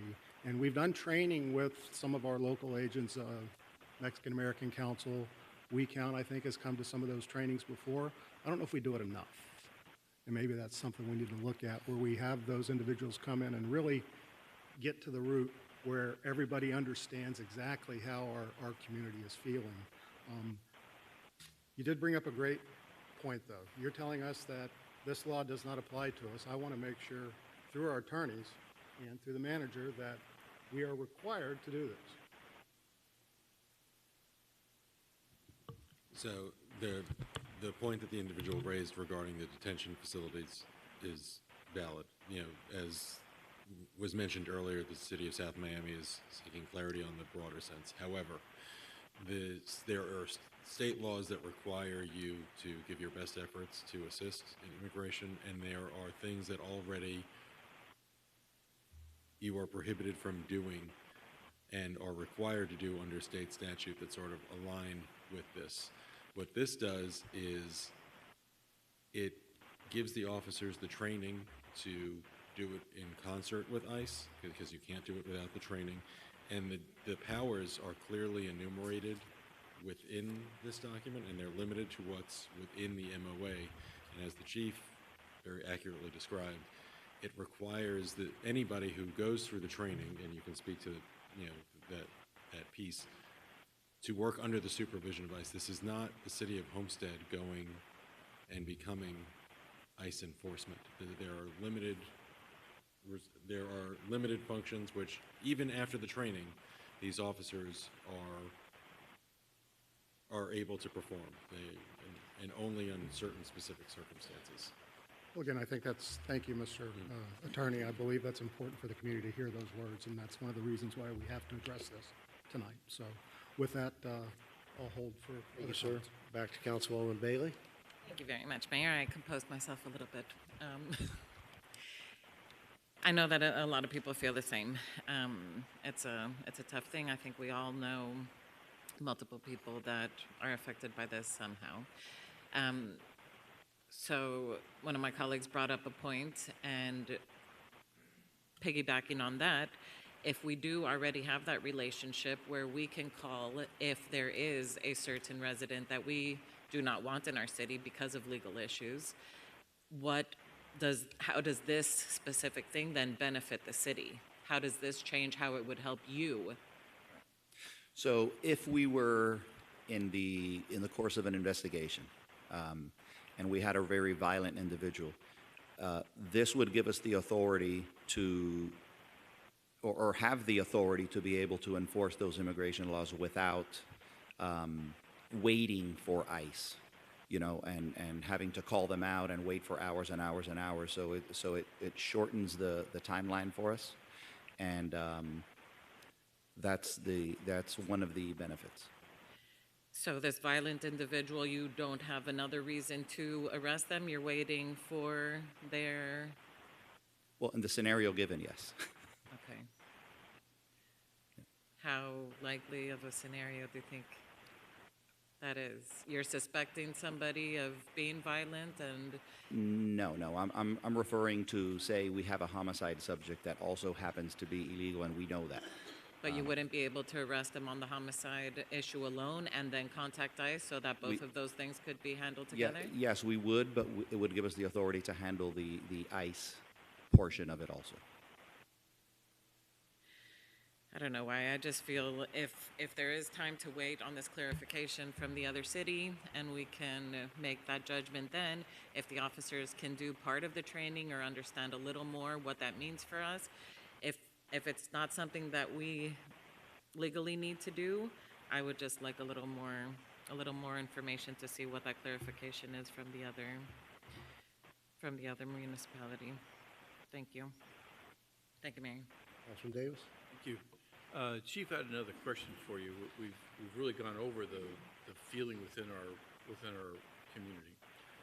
What do you see as the role of community policing as we deal with that perception? Well, I think the biggest role of community police is not just building the relationships, but education. and front-loading that education before we have issues, you know. So I do think education piece is very important, and it's something that we're committed to. And, I mean, as community policing, you willing to reach out to, you know, educators and pastors and, you know, all those kind of community leader kind of people, correct? Yeah, so we've met with different segments of the community ever since I've been here. And my responsibility, obviously, is to implement policies set forth by this council and do so in a way that is constructive towards public safety. And the only reason why we haven't met further regarding this issue is because we were waiting to see what comes of this meeting, right? But the moment a decision is made, we'll continue to educate the public. And now that we have a decision, now that we have a vision, is to express that vision and make it known to the public. Thanks, Chief. And real quick, back to Councilman Roth. Thank you. So I think I'm aligning with Councilwoman Bailey. I think I need a little more information, more clarity on it. Just what it says in the front here. It talks about, you know, authorizing the city manager to execute the MOA. The authority granted to law enforcement agencies include interrogating individuals regarding their immigration status, arresting aliens without a warrant under specified circumstances, processing aliens for immigration violations, issuing detainers. So it sounds like, to me, in this document, that we're going to be working as ICE agents. And I just want to have clarity on that. I'm all for getting the bad guys out of here. And I said it earlier, if you break the law, you're on your own. But I just don't want the public perception of the HPD to be, we are ICE agents. Right. And I think I need clarity, and I think I'm hearing it now, that we need clarity what our role as HPD is going to be, because our police department's reputation is phenomenal, and I'd hate it to be tarnished or a black eye because of a misunderstanding of something that we up here collectively have done. And I think that would be, to me, the most responsible thing to do right now, is to wait as long as there's no time or date certain that we have to execute this document by, so that we can learn more about what our role as a city, as a chief, and as a department would be in this scenario. Thank you, Mayor. Thank you. Let me wind this up. I've read the agreement. I don't rely upon the staff summary. I've read the 60-some pages. And in my view, this is an agreement to train and exist. It does not create a hunting license. And I'm sorry to be crude, but that's the way I understand it's being portrayed. And I understand there's fear out there. But in Homestead, and again, it comes back to the educational process. That is an unfounded fear. And I'm confident that the actions of our police department, under the professionalism and leadership of the chief and his command staff, will demonstrate to those impacted into the community that we are not out looking for you. You are not subject to being accosted on your way out of church or to the grocery store, the laundromat, wherever it may be. It occurred to me, with respect to one of the comments that was made earlier, it kind of was about education and a task force. We have a human relations board, and this issue impacts Florida City probably almost as greatly as it impacts the folks of Homestead. And perhaps it's time to crank up the human relations board. And there was, a request for a task force with the police department. I know that the chief's office door is reasonably open. We're not going to be hiding behind closed doors. Clearly, I hear this tonight, and I've heard it in briefings. We are there for the community. So, in that regard, I'm ready to move forward and vote to approve this item. All right, so this item has been moved by Councilman Cannonball for approval. Was that a second by Councilman Davis? All right. Any final questions, brief comments from council? Councilwoman Avila. Thank you, Mayor. I have no doubt that the team within our HPD is going to do a good job in continuing their robust engagement with our residents, and that this is just going to be providing the training that they should have to do the job that they're already doing. And this is putting aside my personal opinions and relationships that I do have with individuals that, could be affected by, the laws that already exist. But the duty that we have up here is to uphold the law, and the state is asking that we have the training to do so. So for those reasons, I will be supporting the item tonight, but it's not without empathy and compassion for those that have been affected or that are in that fear, because those are individuals that are the brother, the son, the father of those that are affected. So it's a very touchy subject, and it's a hard decision, but for those reasons, I'll be passing tonight. Thank you. Thank you, Councilwoman. And with that, let's have a roll call vote on the motion to approve, Madam Clerk. Councilman Roth? No. Councilman Davis? Yes. Councilwoman Avila? Councilman Cannonball? Yes. Councilwoman Bailey? I have all the trust in our PD, and we could have delayed this for just a little while to find out a little more. No. Vice Mayor Fletcher? Yes. Mayor Losner? Yes. The motion carries. And thank you all for coming out tonight. I hope you have heard our commitment to protect the community. So with that, let's go back to the formal order of the agenda, and I'll now open this matter, open the floor to general public comments. Any general public comments as to city business? On down and give us your name and address for the record, and we'll put you on a 2-minute time clock. Welcome again. Hello, my name is Robert Hazard, and I own property at 2012 Southeast 27th Drive in Centergate. I didn't speak or comment on what was just spoken about before because I didn't want to speak until I knew what the council members were thinking. One of the things that I would just like to speak upon and maybe give some advice on was that in the terms of what was just passed, we have a negative situation where an individual is being perpetrated or being pursued by ICE. And then we have another situation where they are not. When I was listening to everyone speaking today, including the chief, everyone, when it came to the negative side of someone doing bad and being forced in breaking the law, that they would be taken away and do what was needed with them due to their current status in immigration. The biggest worriment that I had is that when you spoke about the positive, there was shoulds, woulds, and maybes. But on the negative side, there were definites. And so maybe being able to speak with the community in terms of definites when it comes to the positives would be a good idea. I believe that if a grandmother is outside of Publix and someone snatches their bag, they should be able to call the police and the police should be able to investigate.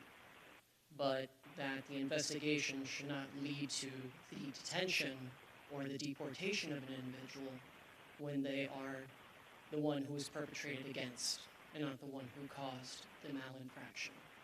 I believe that changing the terminology and maybe becoming a little more definitive would help aid and relieve the community at large. Thank you for your time. Thank you. Appreciate it. Anyone else? Is there anyone online? Come on down. Welcome. Good evening. Good evening, Council. My name is Luis Casas. alias Lucho Casas. That's a real estate agent. I don't want any confused. I'm here for more information on the moratorium that's going to be voted for soon. I have clients that were in a situation where it was a residential property right under the limit. They have not been able to build for about 3 months. It's not a builder, it's a private mom and pop. They want to build their own. So I would like more information on the next vote. Well, we have, the moratorium expires, at least its initial iteration in June. Is that correct, Mr. Pearl? Between now and then, understand there a lot of information staff has been compiling for us to analyze to perhaps amend our codes, release in part the moratorium, continue the moratorium. Now, our legal limitation is 6 months beyond the initial 1 year. Beyond that, we do not have the legal authority to extend the moratorium. So, as I say now, is stay tuned. I'm sure we'll be beginning to address the compilation of that information in May. In May. Yes. Thank you, Council. Thank you. Anything further?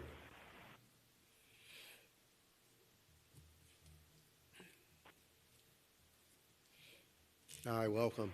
Hi, thank you. Good evening, Mayor and Council. My name is Haley Prieto.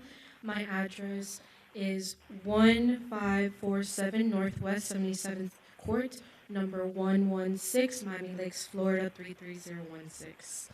So again, good evening. My name is Haley Prieto. I'm here on behalf of Virgin Popular Incorporation, which is a civics nonprofit organization here in Miami-Dade County. We've worked on programs before, such as Civics Bowl, Florida Student School Board Member Initiative, and the Civic Excellence Gala. We are currently working to expand our Youth Governance Day initiative, which is Mayor for a Day. This is a program that we select students with interest in government and leadership to serve as mayor for the day in their town.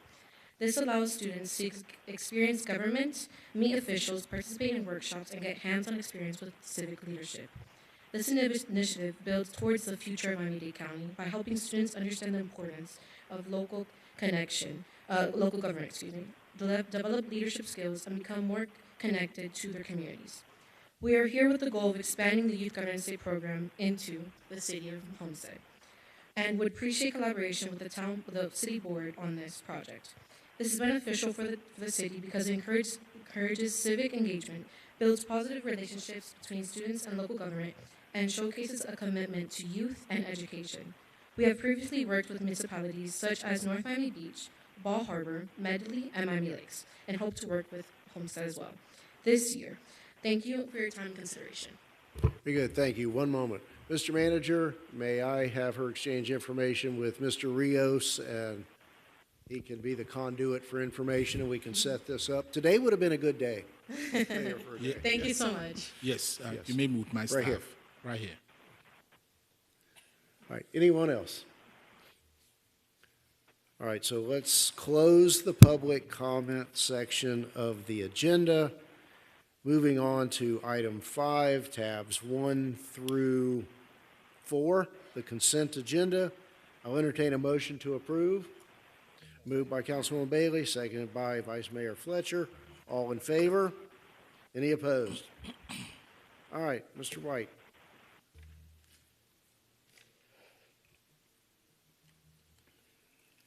Yes, please be advised the following items on the agenda are quasi-judicial in nature. If you wish to comment upon any of these items, please indicate the item number you would like to address when the announcement regarding the quasi-judicial item is made. An opportunity for persons to speak on each item will be made available after the applicant and staff have made their presentations on each item.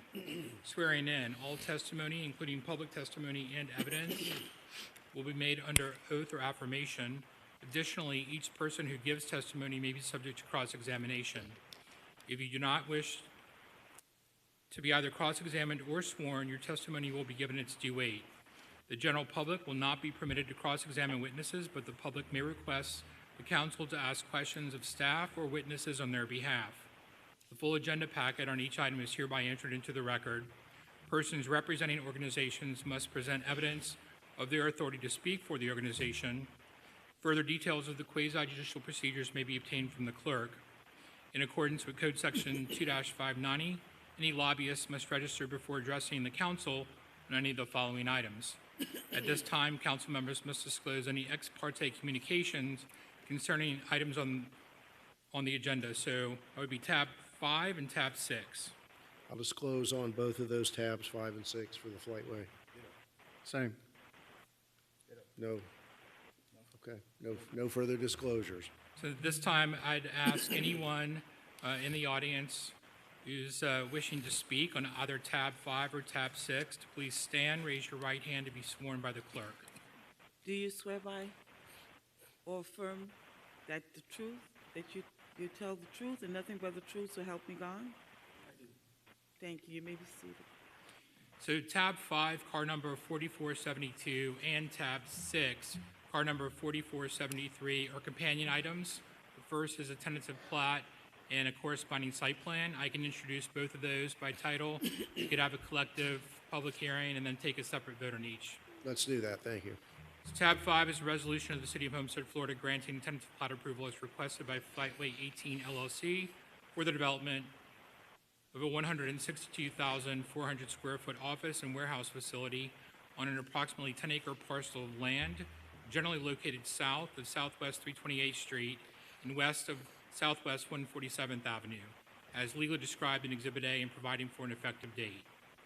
Tab 6, car number 4473, is a resolution of the City of Homestead, Florida, granting site plan approval as requested by Flightway 18 LLC for the development of a 1,602,400 square foot office and warehouse facility on an approximately 10-acre parcel of land generally located south of Southwest 328th Street and west of Southwest 147th Avenue, as legally described in Exhibit A and providing for an effective date. Thank you. Let's do an abbreviated, the thumbnail sketch of the staff report, and then we'll have the counsel for the applicant. Thank you, Mr. Mayor and Council. Through the City Manager, Derek Cook with Development Services. As stated by Mr. White, the items before you is a tentative plat and a site plan approval. The applicants are seeking a tentative plat approval to combine two lots to make a parcel of approximately 10 acres. And they are seeking this combined of the two lots for the development of the site, with the intent to develop a building of approximately 162,400 square feet with a height of 42 feet.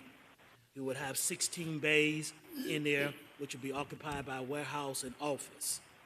For a total, they were looking at a total office area of 26,000 square feet, and with mezzanines in each bay for a total of 26,000, and you have warehouse area of approximately 110,000 square feet. During the tentative plat review, the applicant will be installing a 5-foot sidewalk along Southwest 328th Street and on Southwest 147th Avenue. They will be dedicating a 20-foot dedication right-of-way and easement along that path. As you are aware, Southwest 147th Avenue is not an improved street, so they will be introducing improvements along that right-of-way. They also would have some improvements with a ditch area that they're supposed to be filling in along Southwest 147th Street.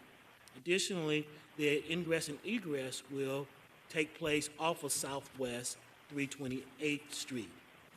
They'll have two entrances, one principally for staff and patrons to the site, and on the west of it will be primarily dealing for the truck entrance into the site. During their review, it had a traffic study that took place. During that traffic study, it was identified that the Southwest 328th Street has a capacity at D level by the county of 1,400 cars per hour. Currently, the street has 398 cars per hour. The property is anticipated to increase the load on the street to 298 per hour, with a peak hour in the morning of 43 trips and the peak hour in the evening PM of 46 streets, trips.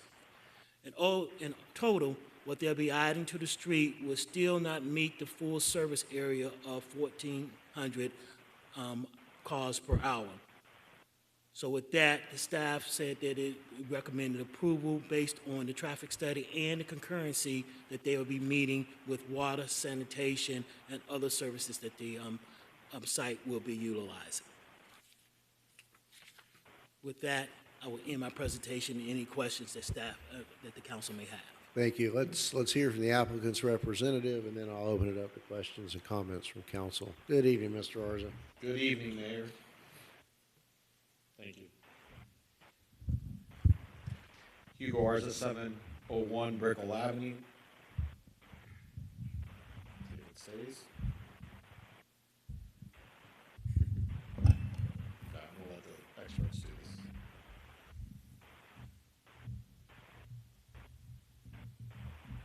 4 years to get the podium. Let's see how long it'll take to get a good microphone. Well, I noticed the weight, the 45-pound weight on the bottom, keeping it from moving like we're at the gym. So I thought that I'm definitely not going anywhere. 701 Brickell Avenue, Hugo Arza here representing Flightway 18 LLC. I want to thank staff and Mr. Cook and his team for their work with us. Also want to thank Mr. Kangas, Mina, the manager's office, because there were some public works comments we worked through in the past few months that allowed us to get to this point here today, where we have a recommendation of approval from your staff for tentative plat and a site plan for a 162,000 square foot light industrial warehouse building. So I'm going to run through a very brief presentation, and then I want to make a couple of additional comments based on some questions that I received, and hopefully all of that will be met with your support this evening.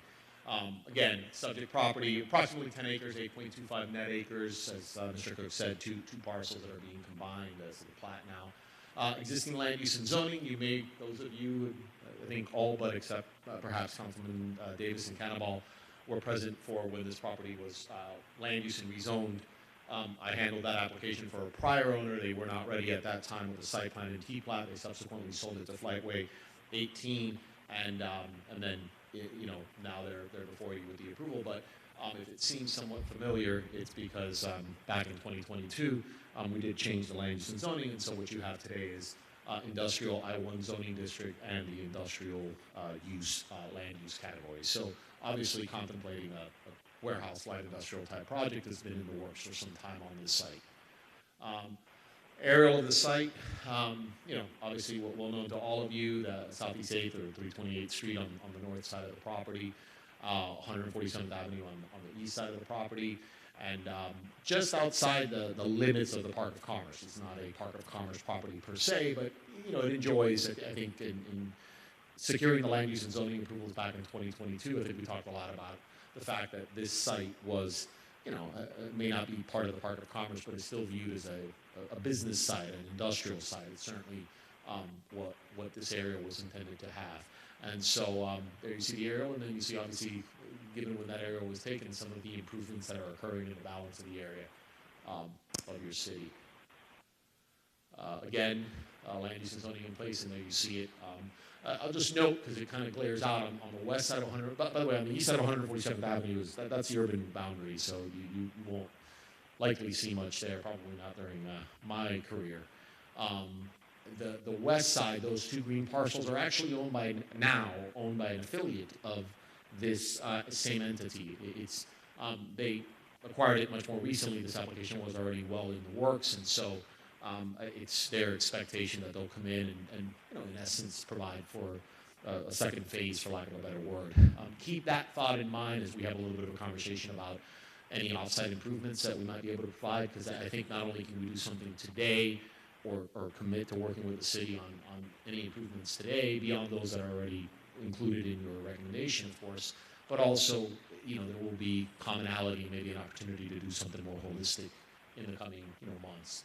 Again, 162,400 square foot building, 16 individual bays, the 147th Avenue right-of-way utility.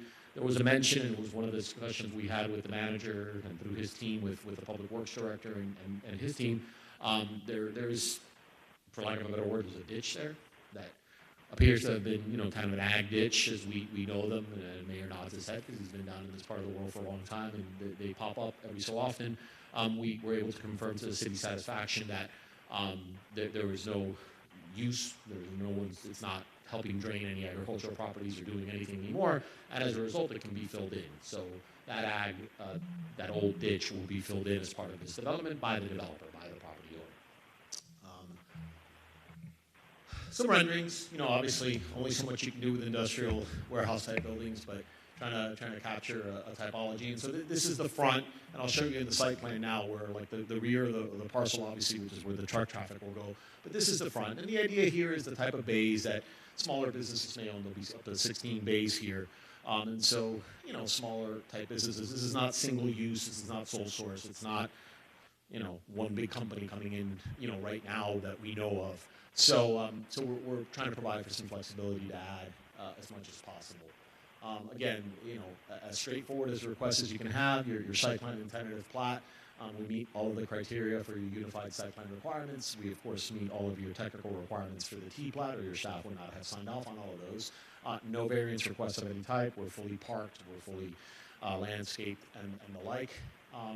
And then bear with me because this would have been quite small if we went north-south. So north is to the right, and south is to the left here. So on that right side up there, that's 328th Street. So confirm that it's 100-foot right-of-way. So there's ample space. So the picture that you saw a couple of slides ago, the front of the building is on the bottom half of that slide. That's where you see those smaller parking spaces where, the employees working in the bay may come and park in the morning and stuff. The rear, as you can see, is where those deep parking spaces for trucks to come in. So I know there were some questions and concerns with respect to just general truck traffic. I want to thank Mr. Cook. Obviously, we meet the requirements. We submit the traffic studies. From a level of service standpoint, we're well within the levels of service for this project to be there. The practical question came about the fact that 328th Street is candidly a little rough. It could stand to use some improvements, and perhaps some will come online, as a citywide initiative in the future. But there is sufficient right-of-way there that if permitted, in sort of the classic sense of the term, if the city can, issue a permit, and the county, as traffic reviewers, they always have traffic authority, has no objection, and the city can issue a permit, the applicant would be open to providing a westbound left turn lane. I know enough about this area to believe that most truck traffic is going to want to go out to 137th and head up to the turnpike up that way. They're not going to want to drive through your city because they're going to hit more traffic that way. So by providing it westbound, those trucks that might get off on 137th, come down 137th Avenue, make a right on 328th, along that frontage that we have, we would sit with your staff, if it was the wish of this council, to include this as a condition, and figure out if we can provide sort of for there to continue to be a westbound through lane, and then there to be sort of that, we've all seen it, that left turn lane in the middle, whereas a truck is waiting to make the turn into our site, they don't, they're not blocking traffic behind them. I think we're talking about right around here. So this is the truck entrance here. This is east to the bottom. They would come off 137th, and then we could construct, in here to allow for that movement there. So, we obviously just had those conversations, and I want to thank Mr. Cook for calling me, this morning to let me know that question had come up. And, sort of in quick order, I think we can certainly agree to continue to work with the city on something like that as we elaborate our plans. I think the other issue that was presented to us was the issue of the sidewalk, but I think Mr. Cook has confirmed that there is a sidewalk being proposed for 328th Street. That's part of our site plan, so I don't think we need to do anything more. And again, I've kind of gone over this, and you can see how much smaller the site plan is here, which is why I turned it the other way. But we've gone through the site plan and the different entrances, the right-of-way, and staff recommendation of approval for the site plan. And then for the very straightforward one lot and block, one parcel's tentative plat. And again, staff recommends approval of the tentative plat. So with that, I want to just thank you for your time. Thank staff throughout the departments for their time in this process. and happy to answer any questions you have, and I would urge you to please vote this project favorably this evening. Thank you, Mr. Arza. Let me open it up to questions or comments from my colleagues, Councilwoman Avila and then Councilman Roth. Thank you, Mayor. I think on the surface, I like the architectural and the design. I see a lot of gray and white, and I think the landscaping will be nice and bright against that backdrop. What I think it might be missing is maybe some red, white, and blue combinations. Yes, yes. As we always do, we'll be more than happy to. I'm sorry, I usually include that. I'm pretty good at this one. I usually, yes, we will be including a flag on the site. We'll, probably at the entrance to the vehicular cars. I even discussed it at one point with the client, but I didn't include it in my presentation. That's on me. Thank you for that consideration, and if there are any beautification efforts that can go up on 37th Avenue, I would appreciate it as well. So this is not coming back for a second reading, right? No, this is one reading site plan and tentative plat because the land use and zoning are in place. Okay, I'll rest there. Thank you. Thank you. Thank you, Councilman. Thank you, Mayor. This is more to staff, not to Mr. Arza. 328, that portion of 328, east of Farm Life, is the only portion that's not 4-laned. Is there any plans to expand that roadway, which would obviously improve the conditions of the roadway? And how much right-of-way do we have there because you're up against the canal on the other side? On the north side, the canal runs all the way to 137. So let me have the Public Works Director address that. But however, just know that this project is providing dedication of land for the roadway, additional 20 feet, which is missing as of today. So there is enough land all the way from Farm Life out to 137.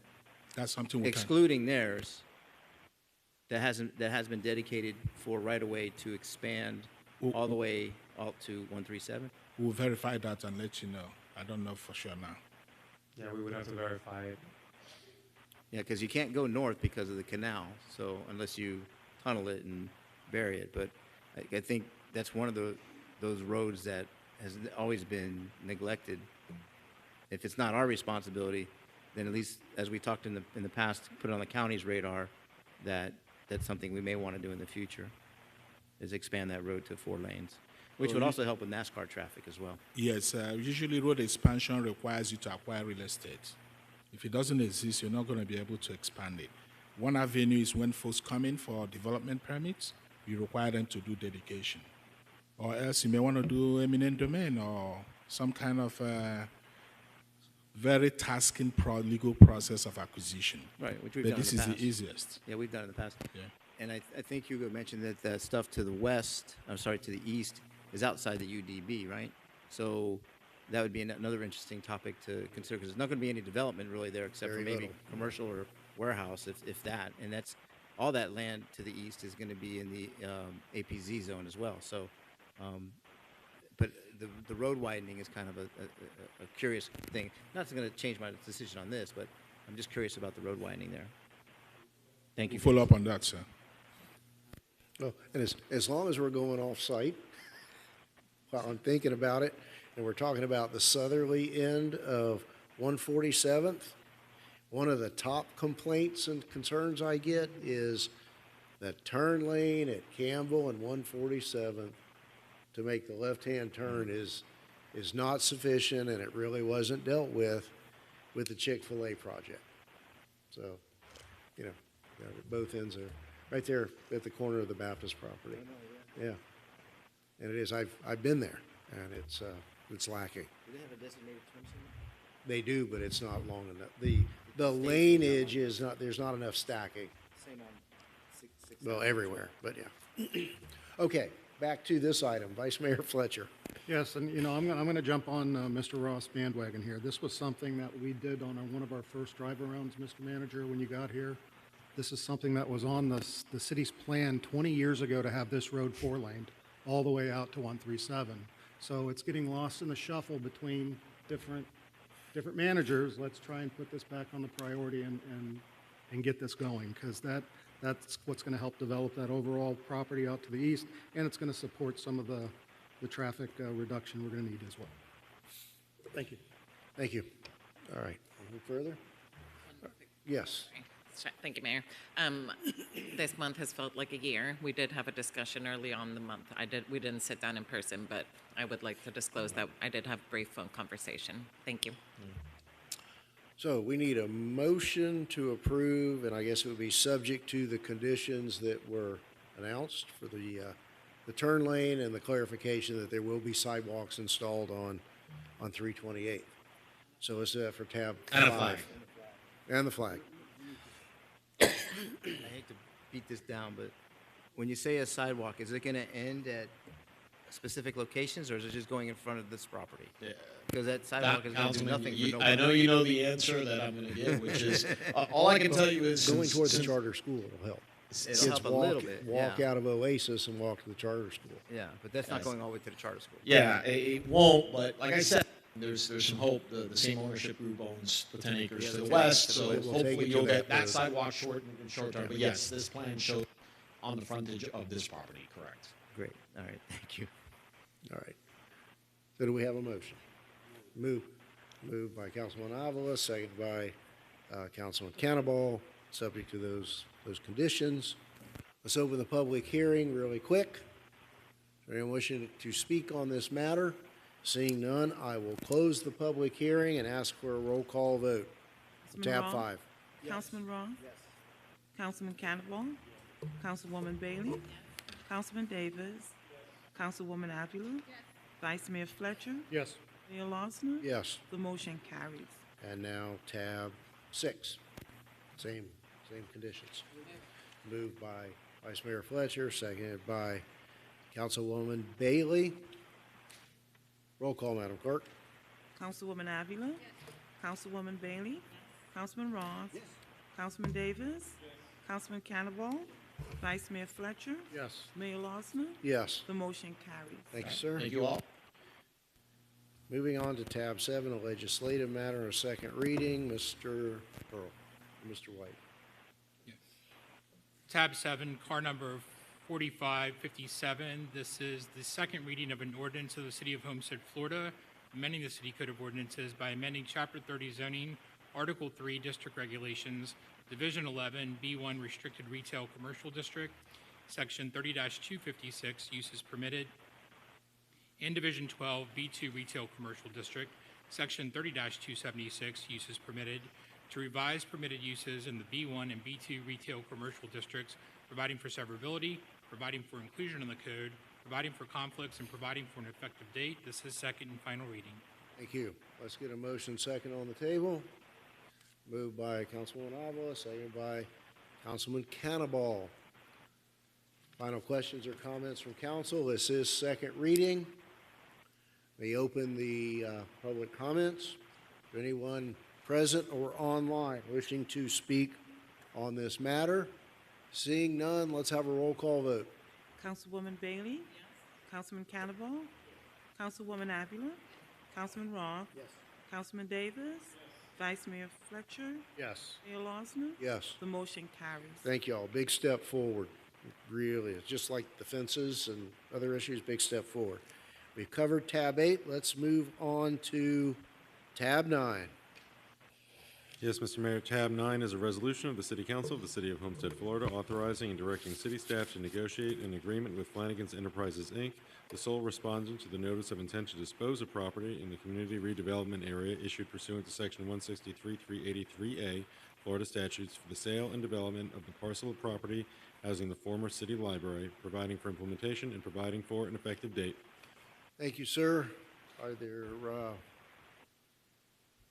are the graphics from the applicant, or is that staff generated? It's from the applicant, Mr. Mayor. Okay.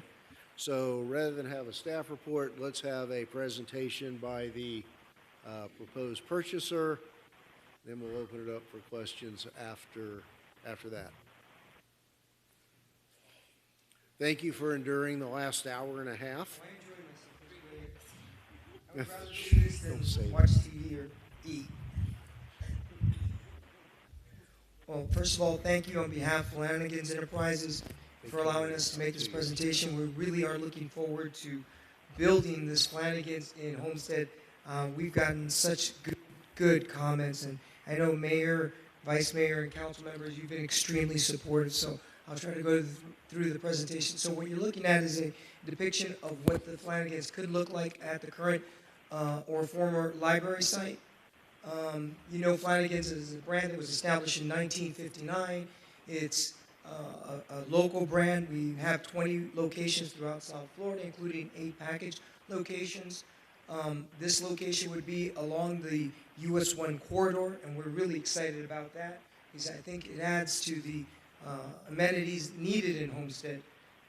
In addition, next one. The current site is 11,700 square feet. Of that, we're looking at 120 parking spots for the restaurant patrons and store patrons as well. And 8,500 square feet would be the actual restaurant. 3,200 would be for the package store. In addition to that, Can we claim the title of biggest Flanagan's with that footprint? Maybe we can do that. You know? We can do anything we want. Maybe to do. the largest ribs. I hereby declare it the world's largest Flanagan's. Yes. Southernmost, too. It will be I think it will be a destination to Councilwoman Avila's point. I think you have other restaurants that are not in Homestead that people drive through down the street. We won't mention that name. Next, this gives you a little bit of idea of the proposed floor plan of the development for the location of the restaurant and of the package store as well. And here's some exterior design of other Flanagans throughout the community and counties. Some elements may be used in the design of the new location as well. Interesting enough, you see the Big Daddy name, which is a coin back to our founder, Joe. And this gives you a little bit more in depth to a lot of the things that Flanagan's does. Over the years, and many of you probably go there, to other locations a little further up north. Over 35,000 free appetizers each month. I know I partake in some of those appetizers, specifically the Rockin' Rib Rolls, and also events that we have throughout the community, the 5K and the 10K. We've also started already to get involved in Homestead in events that the mayor and council members have invited us to, and we're really happy to do that. And we look forward to being a real key partner, not only in community events, but employment in the community and also economic impact. And here's more information. They never invite me to the Rockin' Rib run, and I'm a big 5K, 10K guy, so I'm gonna have to talk to our people. But this gives you an idea. We're looking at obviously getting involved in the school systems here and get involved in awards for recognizing kids and their accomplishments. And here it gives you a little bit of an idea of what we believe the economic impact is. $7.5 million, 12,000 to 15,000 customer visits per week. Per week. Yes. Wow. Yeah. We expect to have a line. And then the employment, empowerment growth, offering opportunities to those folks to move up the ladder of, coming in, being management, being involved with the community. So that's key and important to our message and economic workforce, right? And then this gives you more specifics on the agreement itself from a financial point.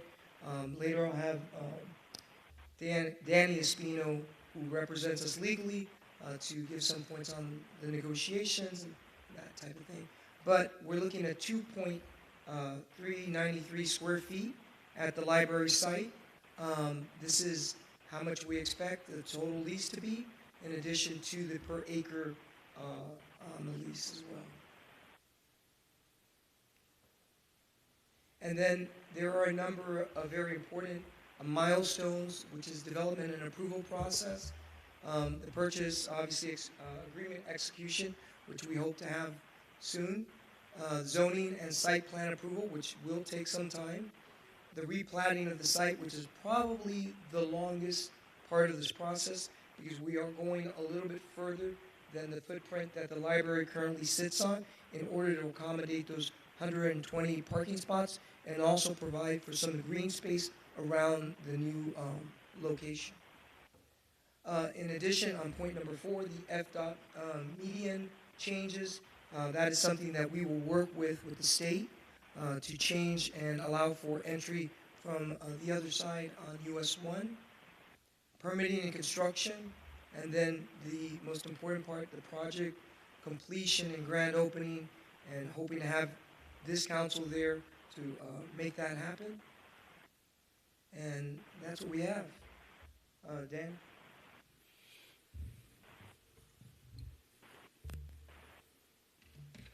Good evening, Mayor and Council. Dan Spino will be handling the real estate transaction as well as the zoning. What we intend to do with your blessing is to start parallel tracks. As Jose said, we do have a zoning process to go through, which you're familiar with. We do have a platting process to go through. Platting with the county, unfortunately, could take upwards of a year, maybe a little bit longer. But our intent is, once we are in the executory period of the contract, to start these parallel tracks. We'll submit for zoning. We'll submit for platting.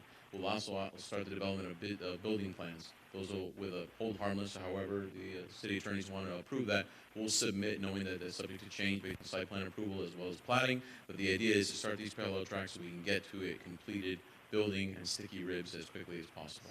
So any questions, we're happy to answer. Council, any questions? Yes, we have. Very long time. I suggest perhaps a waiver of plat could shave a lot of time and expense, if available.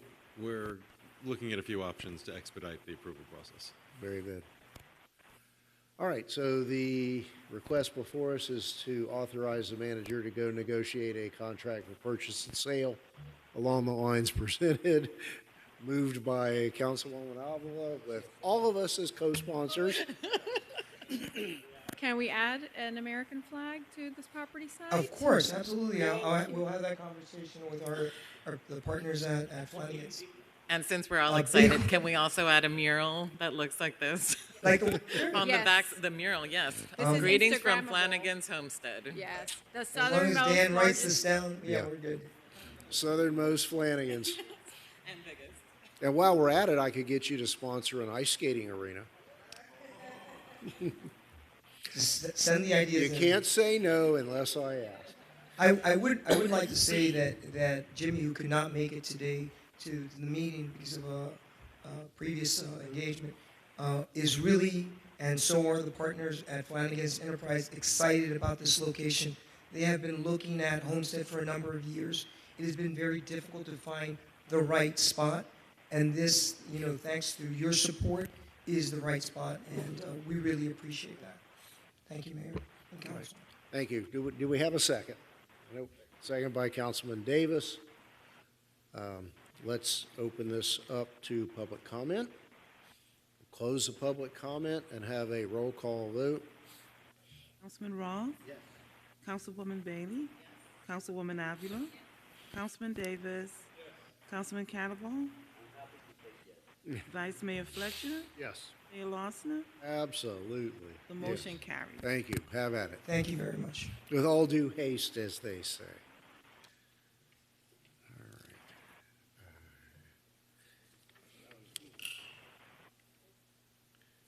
Moving on to tab 10, car number 4276. Yes, Mr. Mayor, tab 10 is a resolution of the City Council of the City of Homestead, Florida, approving purchase transactions with Enterprise Leasing Company of Florida, LLC, to provide certain vehicles for the City of Homestead's Police Department pursuant to City Code Section 2-411.1A5, exemptions from competitive bidding, providing for implementation, and providing for an effective date. Any objection to waiving the staff report? Or any final questions or comments? Do we have a motion to approve? Moved by the Vice Mayor, seconded by Councilman Cannibal. Is there any public comment? Close the opportunity for public comment and ask for a roll call vote. Councilwoman Avila? Yes. Councilman Cannibal? Yes. Councilwoman Bailey? Councilman Davis? Yes. Councilman Ross? Vice Mayor Fletcher? Yes. Mayor Losner? Yes. The motion carries. And moving on to tab 11, Mr. Pearl. Yes, Mayor, tab 11 is a resolution of the City Council of the City of Homestead, Florida, accepting the proposal and approving work authorization for engineering services required for the city's potable water distribution system hydraulic model update and calibration project between the city and AECOM pursuant to continuing contract awarded under RFQ 2013-07, providing for an effective date. Thank you. Is there any objection to waiving the staff report? Have a motion? Moved by Bailey, second by Councilman Davis. Any public comment? Close the public comment and ask for a roll call vote on tab 11. Councilwoman Bailey? Councilwoman Avila? Councilman Davis? Councilman Ron? Councilman Cannibal? Vice Mayor Fletcher? Yes. Mayor Lawson? Yes. The motion carries. Tab 12 has been pulled.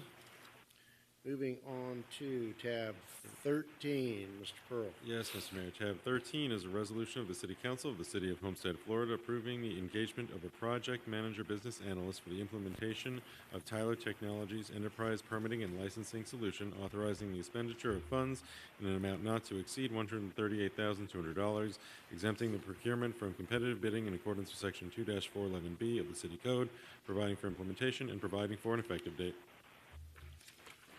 Thank you. We waive a staff report. We have a motion to approve. It's been moved by Vice Mayor, seconded by Councilman Cannibal. Is there anyone wishing to make a public comment? Close the public comment section and have a roll call vote. Councilman Davis? Councilwoman Bailey? Councilwoman Avila? Councilman Cannibal? Councilman Ron? Vice Mayor Fletcher? Yes. Mayor Lawson? Yes. The motion carries. I think we missed tab 12. Oh, no, we went past that. Okay. I was thinking of the other artist agreement. Okay. So we just did 13. All right. Tab 14, Mr. Pearl. Yes, Mr. Mayor. Tab 14 is a resolution of the City Council of the City of Homestead, Florida, approving the settlement of all claims by Dr. James Eric McDonough and Vanessa McDonough against the city, authorizing the city manager to execute a settlement agreement, providing for implementation, and providing for an effective date. Thank you. Let's waive the staff report. Is there a motion to approve this item? Moved by Councilwoman Bailey, seconded by Councilman Cannibal. Before I open the public comments, is there any questions or final comments from council on this matter?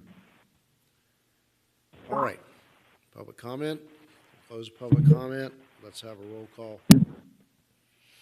Councilman Ron? Yes. Councilwoman Bailey? Councilman Cannibal? Councilwoman Avila? Vice Mayor Fletcher? Yes. Mayor Lawson? Yes. The motion carries. All right, let's crank the enthusiasm back up and move on to tab 15. Mr. Pearl? Yes, Mr. Mayor. Tab 15 is a resolution of the City Council of the City of Homestead, Florida, authorizing the city attorney to take any and all actions necessary in law and equity regarding the commission fee the Miami-Dade County Tax Collector intends to collect on the amount of all real and tangible personal property taxes and special assessments collected and remitted in the City of Homestead for the fiscal year 25-26, commencing on October 1, 2025, ending September 30th, 2026, and future fiscal years, and providing for an effective date. Thank you. And I think we're all familiar with the background here. I just want to get on the record. Moved by Councilwoman Avila. Second by Councilman Cannibal. Any public comment? Hearing none, I'll ask for a roll call vote. Councilwoman Bailey? Councilwoman Avila? Councilman Ron? Councilman Davis? Councilman Cannibal? Vice Mayor Fletcher? Mayor Lawson? Yes. The motion carries. Did you want to put something on the record, Vice Mayor? I didn't know we received a letter from the tax collector saying he wasn't going to do that this fiscal year. This fiscal year. For This now- fiscal year, for for now. now. For now. For now. So we're ready. Yeah, exactly. All right, so moving on to tab 16.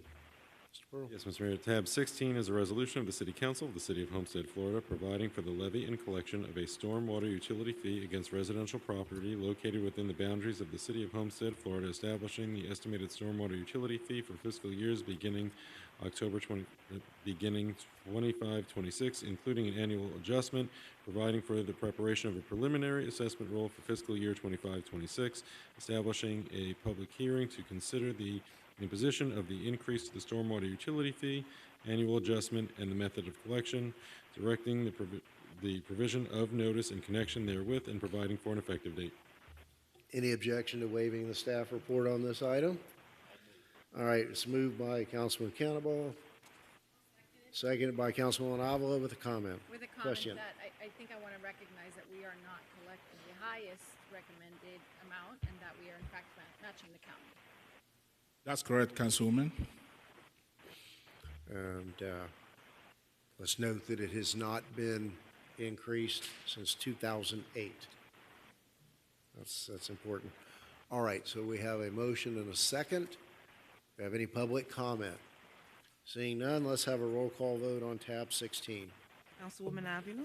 Councilman Roth? Yes. Councilwoman Bailey? Councilman Cannavale? Councilman Davis? Vice Mayor Fletcher? Yes. Mayor Losner? Yes. The motion carries. And moving on to tab 17, Mr. Pearl. Tab 17 is a resolution of the City Council of the City of Homestead, Florida, approving a First Amendment to the Professional Artist Services Agreement with Kenny McGuire, providing for implementation, providing for an effective date. Waive the staff report. We have a motion moved by the Vice Mayor, seconded by Councilman Cannabal. Any further questions or comments from council? Yeah, exactly. Let's get it done in case you didn't hear that. Anyone online or in the audience? Is the artist is with us? I am. Hi. Thank you for joining us. Wish we weren't having this conversation this late, but we move on. And that was Councilwoman Avila that said, get her done. That's a paraphrase. Yes, sir. Thank you. We really look forward to it. When, I saw the rendering again, and after the installation of the Chrome statue, we're all excited about this. So, thank you. I am. Thank you. Appreciate it. Thank you. Roll call, Madam Clerk. Councilman Davis? Councilwoman Bailey? Councilman Cannavale?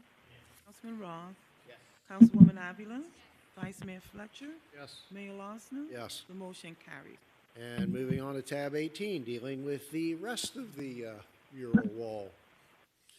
Tab 18 is a resolution of the City Council of the City of Homestead, Florida, approving the Professional Artist Services Agreement with A.J. Davis, providing for implementation, providing for an effective date. All right, we'll waive the staff report. Do we have a motion to approve?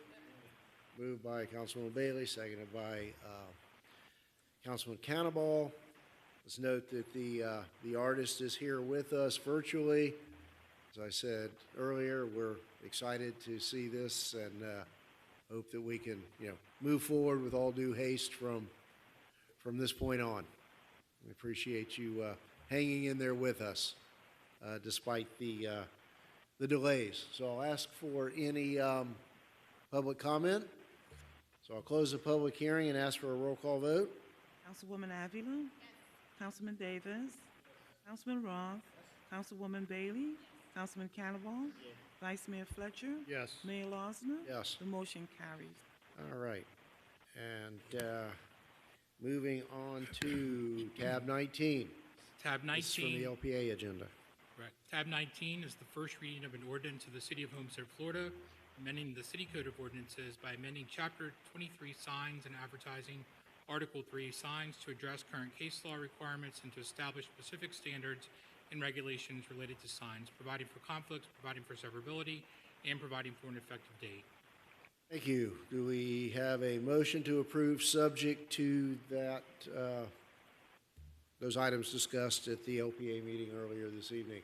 Moved by Councilman Avila, seconded by Vice Mayor Fletcher. Are there any further questions or comments from council on the temporary sign ordinance amendments? Any public comment? Seeing none, let's have a roll call vote. Councilwoman Bailey? Councilman Roth? Yes. Councilwoman Avila? Councilman Cannavale? Councilman Davis? Vice Mayor Fletcher? Yes. Mayor Losner? Yes. The motion carries. And moving on to tab 20, Mr. Pearl. I'd like to recuse myself, please. Thank you, Mayor. Yes. Oh, that's right. Tab 20 is the Tab first 20. reading of an ordinance of the City of Homestead, Florida, amending the City Code of Ordinances by amending Chapter 30 Zoning, Article 3 District Regulations, Division 10, B1A Professional Business Restricted District, Section 30-241 Uses Permitted, removing daycare as a special exception use, Division 11, B1 Restricted Retail Commercial District, Section 30-256 Uses Permitted, Division 23 Planned Urban Neighborhood District, Section 30-396.42A, Southwest Planned Urban Neighborhood, designation of PUNs, Section 30-396.62 sub-areas, removing daycare centers as a permitted use within the neighborhood mixed-use sub-area, and modifying the prohibited uses to include daycare centers within the commercial sub-area.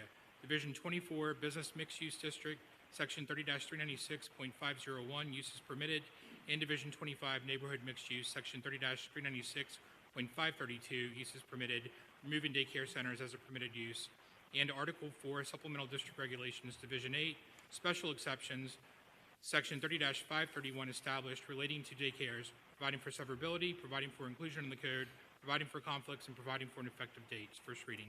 Thank you. And this is from the LPA earlier this evening. Do we have a motion to bring it forward as passed at LPA? It's been moved by Councilman Roth, seconded by Councilman Davis. Is there any public comment? Seeing none, let's have a roll call vote. Councilwoman Avila, Councilman Davis, Councilman Roth, Councilman Cannibal, Vice Mayor Fletcher, Yes. Mayor Lawson. Yes. The motion carries. And moving on to tab 21. Yes, tab 21 is first reading of an ordinance to the City of Homestead, Florida, amending the Southwest Neighborhood Master Plan by amending general standards, clarifying that the City of Homestead zoning code shall take precedence over the master plan in the event of a conflict, and further amending the development standards applicable to residential and mixed-use building types to prohibit wood and chain link fences, providing for conflicts, providing for severability, providing for inclusion in the Southwest Neighborhood Master Plan, and providing for an effective date. It's first reading. Thank you. Do we have a motion to bring this forward as brought from the LPA? Moved by Roth, seconded by Councilwoman Avila. Is there any public comment? We'll close the public hearing. Anything further from council? A roll call vote, Madam Clerk. Councilman Cannibal, Councilman Roth, Councilwoman Bailey, Councilman Davis, Councilwoman Avila, Vice Mayor Fletcher, Yes. Mayor Lawson. Yes. The motion carries. And tab 22. Tab 22 is the first reading of an ordinance to the City of Homestead, Florida, amending the City Code of Ordinances by amending Chapter 30 zoning, Article 3 District Regulations, Division 22, RT&D Residential Traditional Neighborhood Development District, Division 23 Planned Urban Neighborhood District, Section 30-396.42A, Southwest Planned Urban Neighborhood, Division 24 Business Mixed Use District, Division 25 Neighborhood Mixed Use District, Division 26 Technology Mixed Use District, by modifying the fencing standards and requirements to prohibit wood and chain link fencing, and further amending Article 4 Supplemental District Regulations, Division 5 Fence Restrictions by modifying the fencing regulations for residential and mixed-use zoned areas within the city, providing for severability, inclusion in the code, conflicts, and providing for an effective date. This is first reading. Thank you. Do we have a motion to approve subject to the conditions from the LPA? Moved by Councilman Cannibal, seconded by Councilman Davis. Any further public comment? Seeing none, any final questions or comments from council? Let's have a roll call vote on tab 22. Councilman Roth, Councilwoman Avila, Councilman Davis, Councilman Cannibal, Councilwoman Bailey, Vice Mayor Fletcher, Yes. Mayor Lawson. Yes. The motion carries. And moving on to tab 23, it's the second reading. As tab 23 is the second reading of an ordinance to the City of Homestead, Florida, amending the Southwest Neighborhood Master Plan by amending the general standards and regulating sub-area zoning regulations for the commercial sub-area, providing for severability, providing for inclusion in the Southwest Neighborhood Master Plan, providing for conflicts, and providing for an effective date. This is second and final reading. Thank you. We'll note for the record that the applicant and their representative is present. Do we have a motion? So on second reading, moved by Councilman Avila, seconded by Councilman Cannibal. Any public comment? Seeing none, I'll close the public hearing and ask for a roll call vote. Councilwoman Bailey, Councilman Cannibal, Councilman Roth, Councilman Davis, Councilwoman Avila, Vice Mayor Fletcher, Mayor Lawson. Yes. The motion carries. Before the applicant and the potential developers leave, thank you for hanging in there with us tonight. It's more entertainment than you can stand, I'm sure. You know, Taylor Sheridan doesn't have us beaten. All right. Moving on to tab 24. Tab 24 is the second reading of an ordinance to the City of Homestead, Florida, amending the City Code of Ordinances by amending Chapter 30 zoning, Article 3 District Regulations, Division 23 Planned Urban Neighborhood District, Section 30-396.62 sub-areas by modifying the Southwest Planned Urban Neighborhood commercial sub-area zoning district regulations and standards, providing for severability, providing for inclusion in the code, conflicts, and providing for an effective date. This is second and final reading. Thank you. Do you have any questions or comments from council? We have a motion to approve on second reading. Moved by Councilman Cannonball, seconded by Councilwoman Bailey. Any public comment? Hearing none, we'll close the public hearing and ask for a roll call vote. Councilman Roth? Councilwoman Avila? Councilman Davis? Councilwoman Bailey? Councilman Cannavall? Vice Mayor Fletcher? Yes. Mayor Losner? Yes. The motion carries. Good. Thank you all, gentlemen. Good night. And moving on to discussion item tab 25. Mr. Pearl, you want to kick this off? Sure.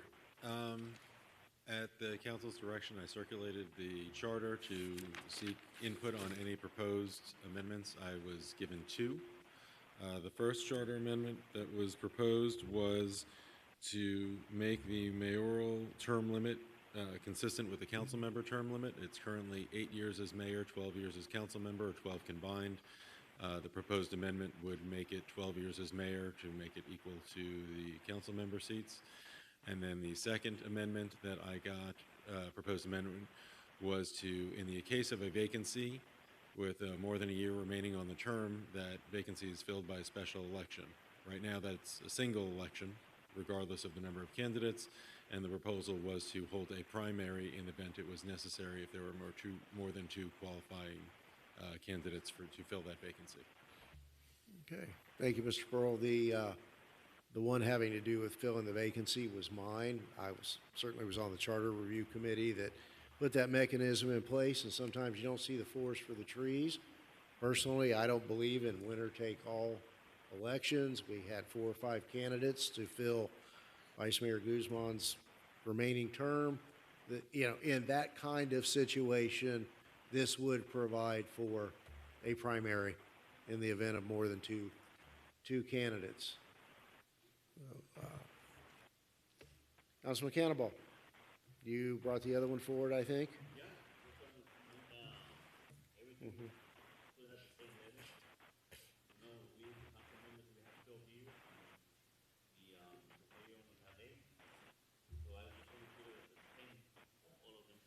Okay, appreciate that. Now, if tonight, Mr. Pearl, I think if there is indication to go forward, you'll dig further into the charter and cover everything. We talk about it, you play whack-a-mole. When you fool with one provision, sometimes the unintended consequences of another, and you would bring forward that whole package of what we would need to address based upon these concepts. Is that correct? Correct. And to the point that you're making, one of the issues that I'll have to work with the clerk and confer with the supervisor of elections, currently that special election to fill the vacancy is to be held not sooner than 45 days or more than 75 days from the occurrence of the vacancy. And we'll have to see how much time is actually going to be required practically to hold both a primary and a general if that's required. So we may have to play with those dates a little bit to accommodate the primary. So things like that are, some of the ancillary consequences of this, but we'll work through it. Very good. Any questions or comments from council? This is just a discussion as to whether or not we're going to continue some drafting and talk about it more comprehensively. So, Councilman Roth? So the extension or addition of 4 years for the mayor's seat, with all due respect, most voters are looking to limit the terms of the elected body.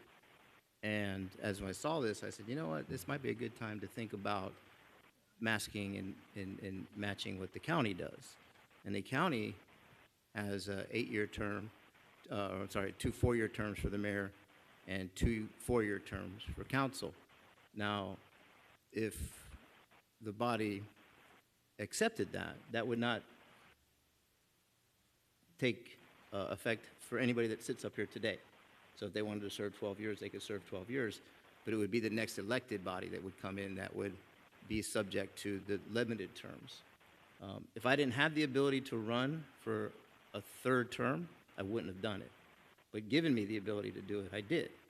And I think that if you can't accomplish what you want to accomplish in 8 years, I think you need to move out of the way and let somebody else take over. So that's just my thought, my philosophy on it. And I'll mention one thing.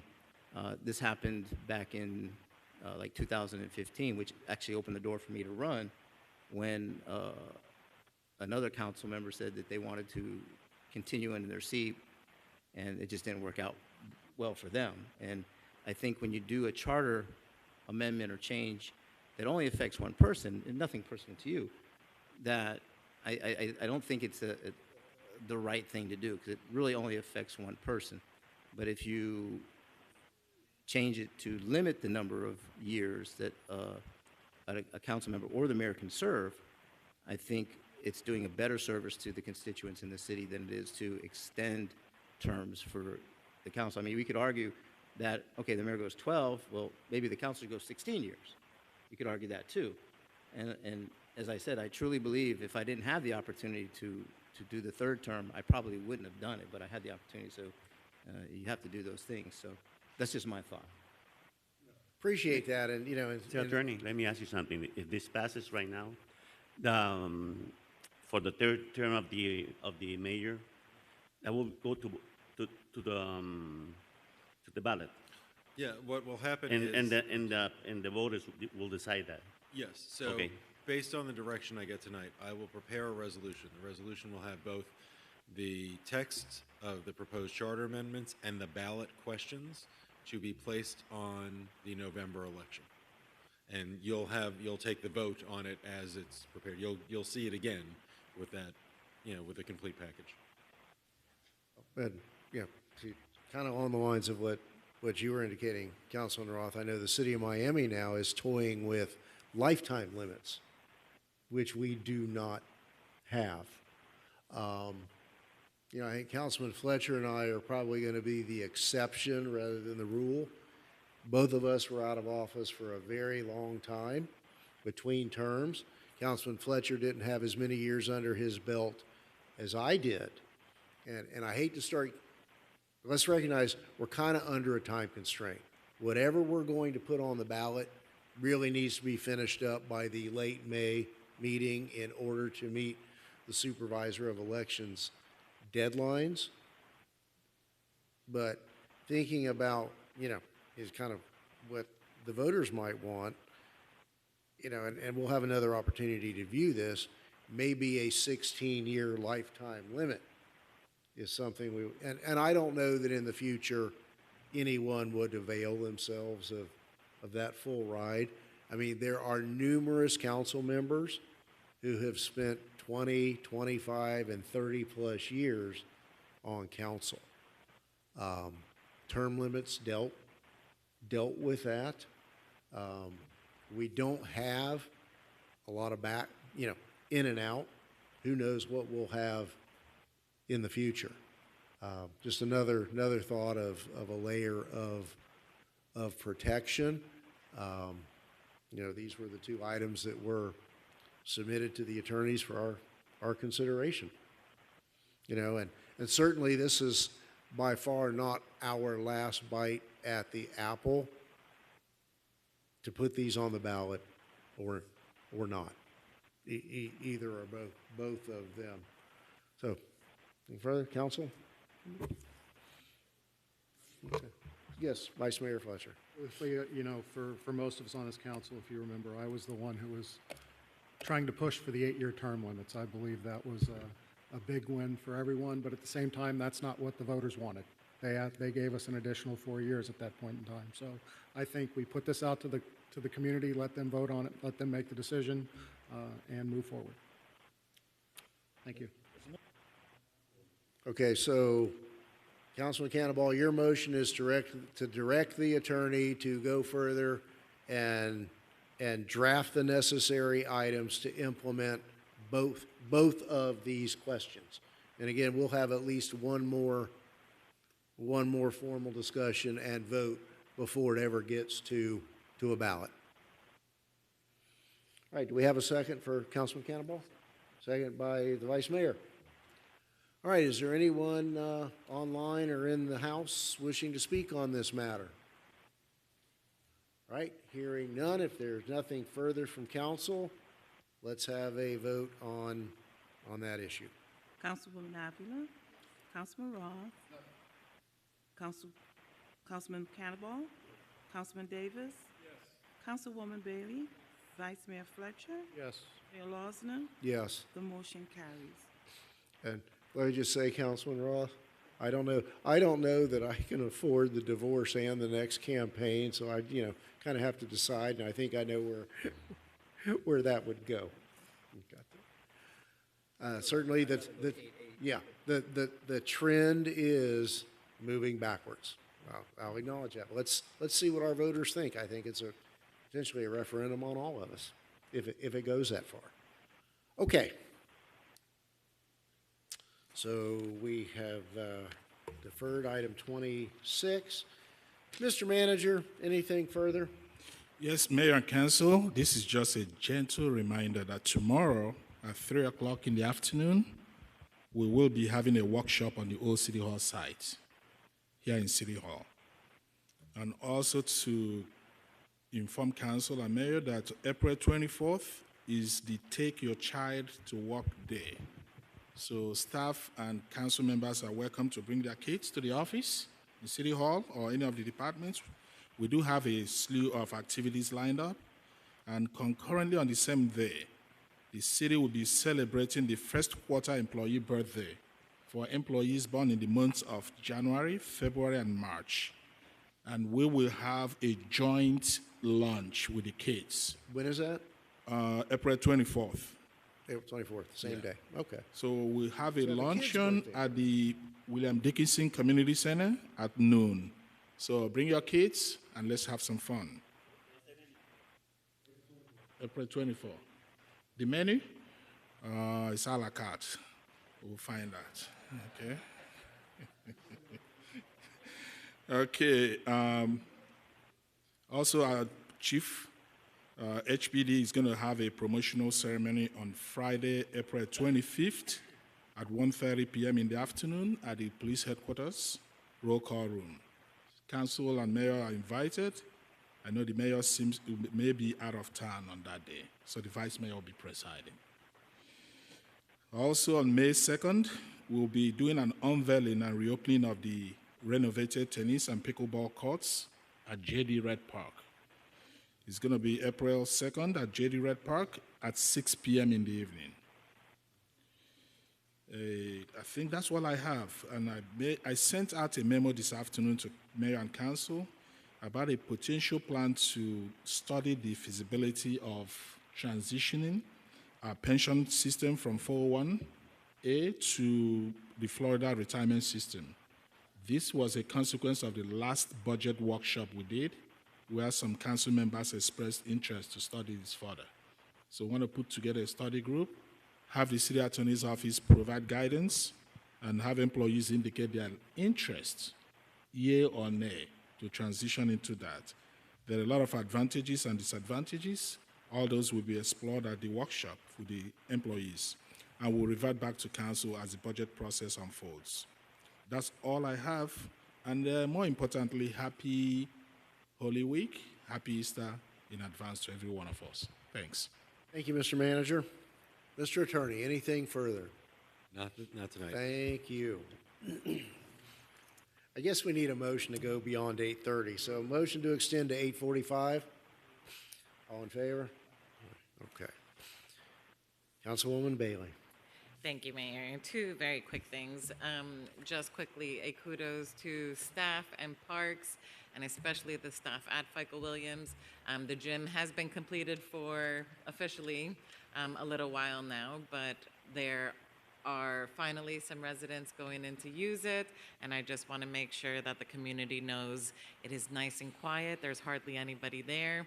Go sign up. It looks amazing, and thank you for all your hard work and finally getting it all completed. And secondly, May 24th, Memorial Day weekend, will be the 8th annual Art Walk Homestead. Again, thank you to staff for helping to make this hopefully the best and biggest one ever. We have just countless different activities to do, so please check the city's socials so you can find out more about Art Walk Presents Homestead's Art in the Park. Thank you, Mayor. Thank you, Councilwoman. Councilman Cannonball. I have something to say today. Okay, remember the reason for the season is the death and resurrection of our Lord Jesus Christ. So take it into consideration and keep it in your heart. Please, He died for all to erase all of our sins. Thank you. Thank you. Councilman Roth. Thank you. Two things. I wasn't available for the strategic planning. I had a little wedding to go to. My son got married. Will there be minutes prepared for us so I can catch up on what's going on? Because I think we have another meeting coming up. Yes, actually, we have recording of these sessions. Oh, you that we do? can- yes, there So are I can recordings. get Yes, see sir. those and understand those? Yeah. Okay, perfect. And then I keep asking about the RFP process. So the Seminole Theater RFP had expired. Are we going to be seeing a contractor or something for the operator OVG to continue on so they can begin to program the facility? So, Council Member, you made a request, and we prepared a comprehensive response to your request. It was circulated to Mayor and Council right after you made that request. I'm sure it's sitting in your mailbox. Right, no, but the RFP expired April the 10th. Yes, I don't know whether we're within the purview of discussing procurement issues. Let me ask the attorneys if there's any kind of silence. Have we cone of made a silence, recommendation? Is the cone still in effect? I think Malia's. Madam Director of Procurement, Malia Rivera, can you opine on the record if we are within the cone of silence or not? For the Seminole Theater Operator RFP. We're still in the cone of silence? That You want RFP to state that on expired. the record? State that on the record.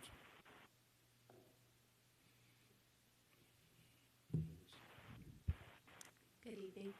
Yes, the cone of silence is still in effect until it's brought before council for recommendation of award. Okay, so the cone of silence means we can't speak to the applicant, but we can speak to staff. Correct. Correct. Okay, so how many applicants did we have for that RFP? For Seminole Theater was 2. 2. Okay, and then when will that review take place? That will probably be taking place within the next few weeks, Okay, and then it'll be brought to us when? depending on what the committee will recommend. If, there's presentations and things of that nature, then it could be May or June. Okay, because we only extended Seminole Theater till what date? September 30th. And when did their original contract expire? I'm sorry, the contract expires September 30th. When it originally expired? Yes. It was September 30th, And then we extended it for how long? 1 year. Oh, it was extended for 1 whole year? Okay, I thought it was shorter than that. All right, just waiting to see. Thank you. Okay, you're welcome. I conclude. Thank you. Councilman Davis. I would request at our next meeting, perhaps we could have an update on any future police substation / EOC. I think it's about time we make sure that cart remains on the road and we can start making plans otherwise. All right? I very much appreciate if we can have that update. And as my colleague said, Easter weekend, please take that time to resolve our faith in our Lord Jesus Christ. Go to church, take your family to church, and know that we serve a risen Savior. Thank you. Thank you, Councilman. Councilwoman Avila, Thank you, Mayor. number 845. Okay, yes. So, first of all, I want to thank Parks and Rec and Mayor and Council for your support on behalf of the Kiwanis Club of Homestead South Dade, who will be celebrating their 50th year in observing the Good Friday with a prayer breakfast, which will be held this Friday at 7 a.m., a sunrise service at Harris Field's Pavilion. It's a beautiful event. You're in at 7, out before 9. You can get to work on time. I have breakfast tickets if you'd like to attend. Feel free to catch me before we leave. But it's 50 years, it's going strong, and it's quite a beautiful event, and it takes the community to recognize and to make these things continue to happen. So kudos to the Kiwanians, past, present and future, who will continue the legacy of the Kiwanis Club's Good Friday prayer breakfast. And thank you to the Women's Club for cooking, again, a beautiful, delicious breakfast. I did also want to say thank you to our city manager's office, and specifically Barbara Quinones, if she's still here. Now, she might have left already, for doing, giving her best efforts with the county and trying to get them to allow us to fix the lights on 137th Avenue. I've seen her emails. She's an expert, and if they haven't said yes to us yet, it's out of embarrassment that they have to let someone else try to fix it. But thank you for trying and to get those lights turned on 137th. I did have a question for staff. Do we have any summer camp programs that might be in the works this year? I know in the past that has not been a city-run program, but maybe things might be changing. And I did get some questions on it, so. Yes, I think we have a program in place, and I will let the Parks Director give us details of the summer camp program. That's exciting to hear. Thank you. Good evening, Mayor and Council. We're actually going to be launching year-round programming, beginning with summer camp. There will be flyers posted on social media and all of our media outlets on the city's webpage. Camp will begin June 9th through, okay, you put me on the spot, August 8th, I believe it was. Registration will begin May 1st. It will be open first for City of Homestead residents. Registration fee will be $20, and the camp will be $45 a week. Camp hours will be 7:30 a.m. till 6 p.m. Everything will be included, lunch, snack, and trips, and all sorts of sports, activities, STEM. We're going to be visiting the Cyberarium. They're going to do some career exploring, going to the police department, going to our different parks. So it's going to be a real fun program. Well, I was not expecting that answer, and I'm so thankful that I asked. Good job, Pedro and the team, and thank you.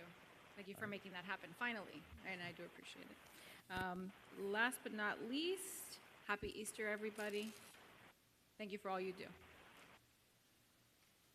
Thank you. Vice Mayor?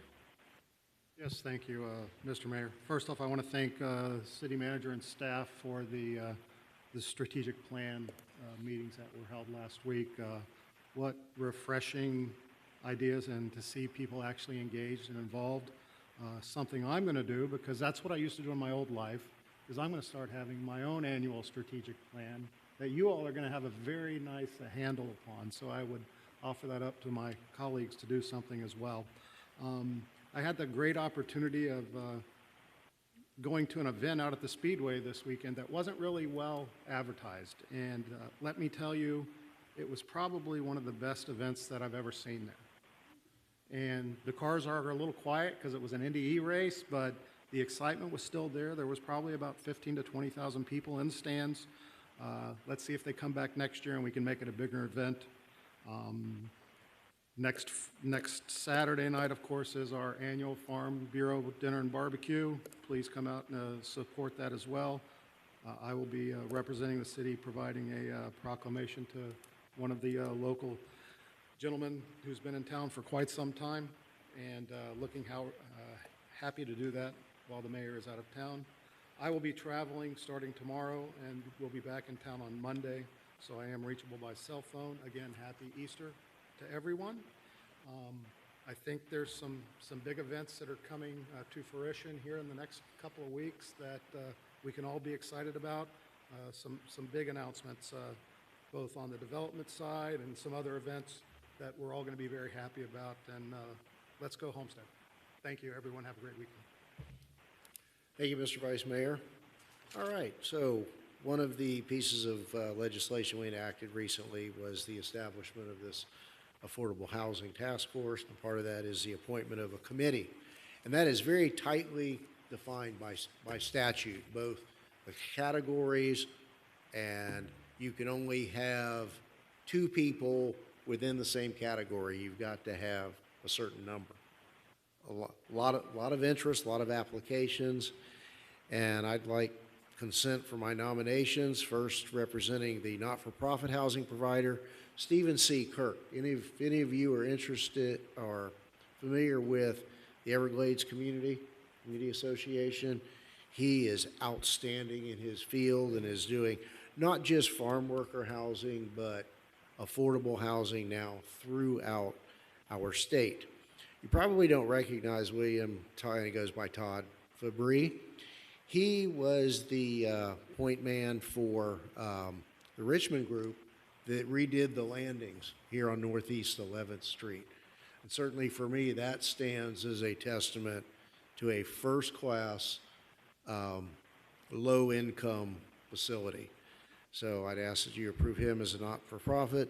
David Pruna is the banker. He is the regional president for South State Bank. Ken Spells is CEO, representing a large employer, CEO of Baptist Hospital here in Homestead. In the second employer category, since we're a pretty significant employer with a lot of staff with needs, Kamar Brown. If you don't recognize the name, Connie Brown is a real estate professional. She is the sister of our former colleague, Julio Guzman. I think she keeps him on point and on task and is well-versed in affordable rentals and purchase. A resident is, I think he goes by Keith Walker. Is that correct? He's a resident in the Fairways. And finally, community advocate on so many different levels, Chandra Mallory. And I'd ask Councilwoman Bailey to be the council non-voting liaison to this committee. It's either that or Alva is going to have to do it. So are there any objections? Do I have consent to this appointment and constitution of this board? And you'll notice my notation there that, it's interesting. The statute carves out someone, the ex officio member of our local planning agency, who in our case is Larry Ventura. He's been for 2 weeks working this up his chain of command. And my thinking is certainly he's someone who can speak with the military community that do have housing issues when they're assigned here. So if he is able to come on, our very own Kamar Brown is prepared to step aside, and he will fill that slot. It's a 9-member board, including you as the non-voting member. They'll establish that among themselves. Whoever has been tasked with that here at the city will coordinate them. And typically, like some of our other committees, charter review, tourism, et cetera, they kind of figure out what's the best time and day for them to meet and get some guidance as to what they need to look at. I represented to them that probably in the first year, maybe not more than 6 meetings, and that's probably going to be front-loaded in the beginning. So I think this is a very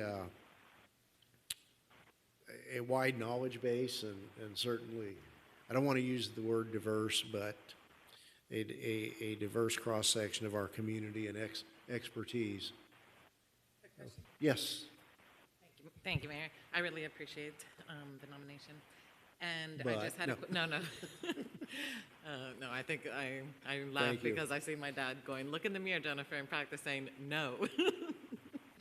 No, but it's something that I would love to do. My question is would this kind of be like planning and zoning where we would only meet when there were certain items that needed to be voting on? From what I understand it's not necessarily, it's a holistic, maybe take stock of the inventory of affordable type housing.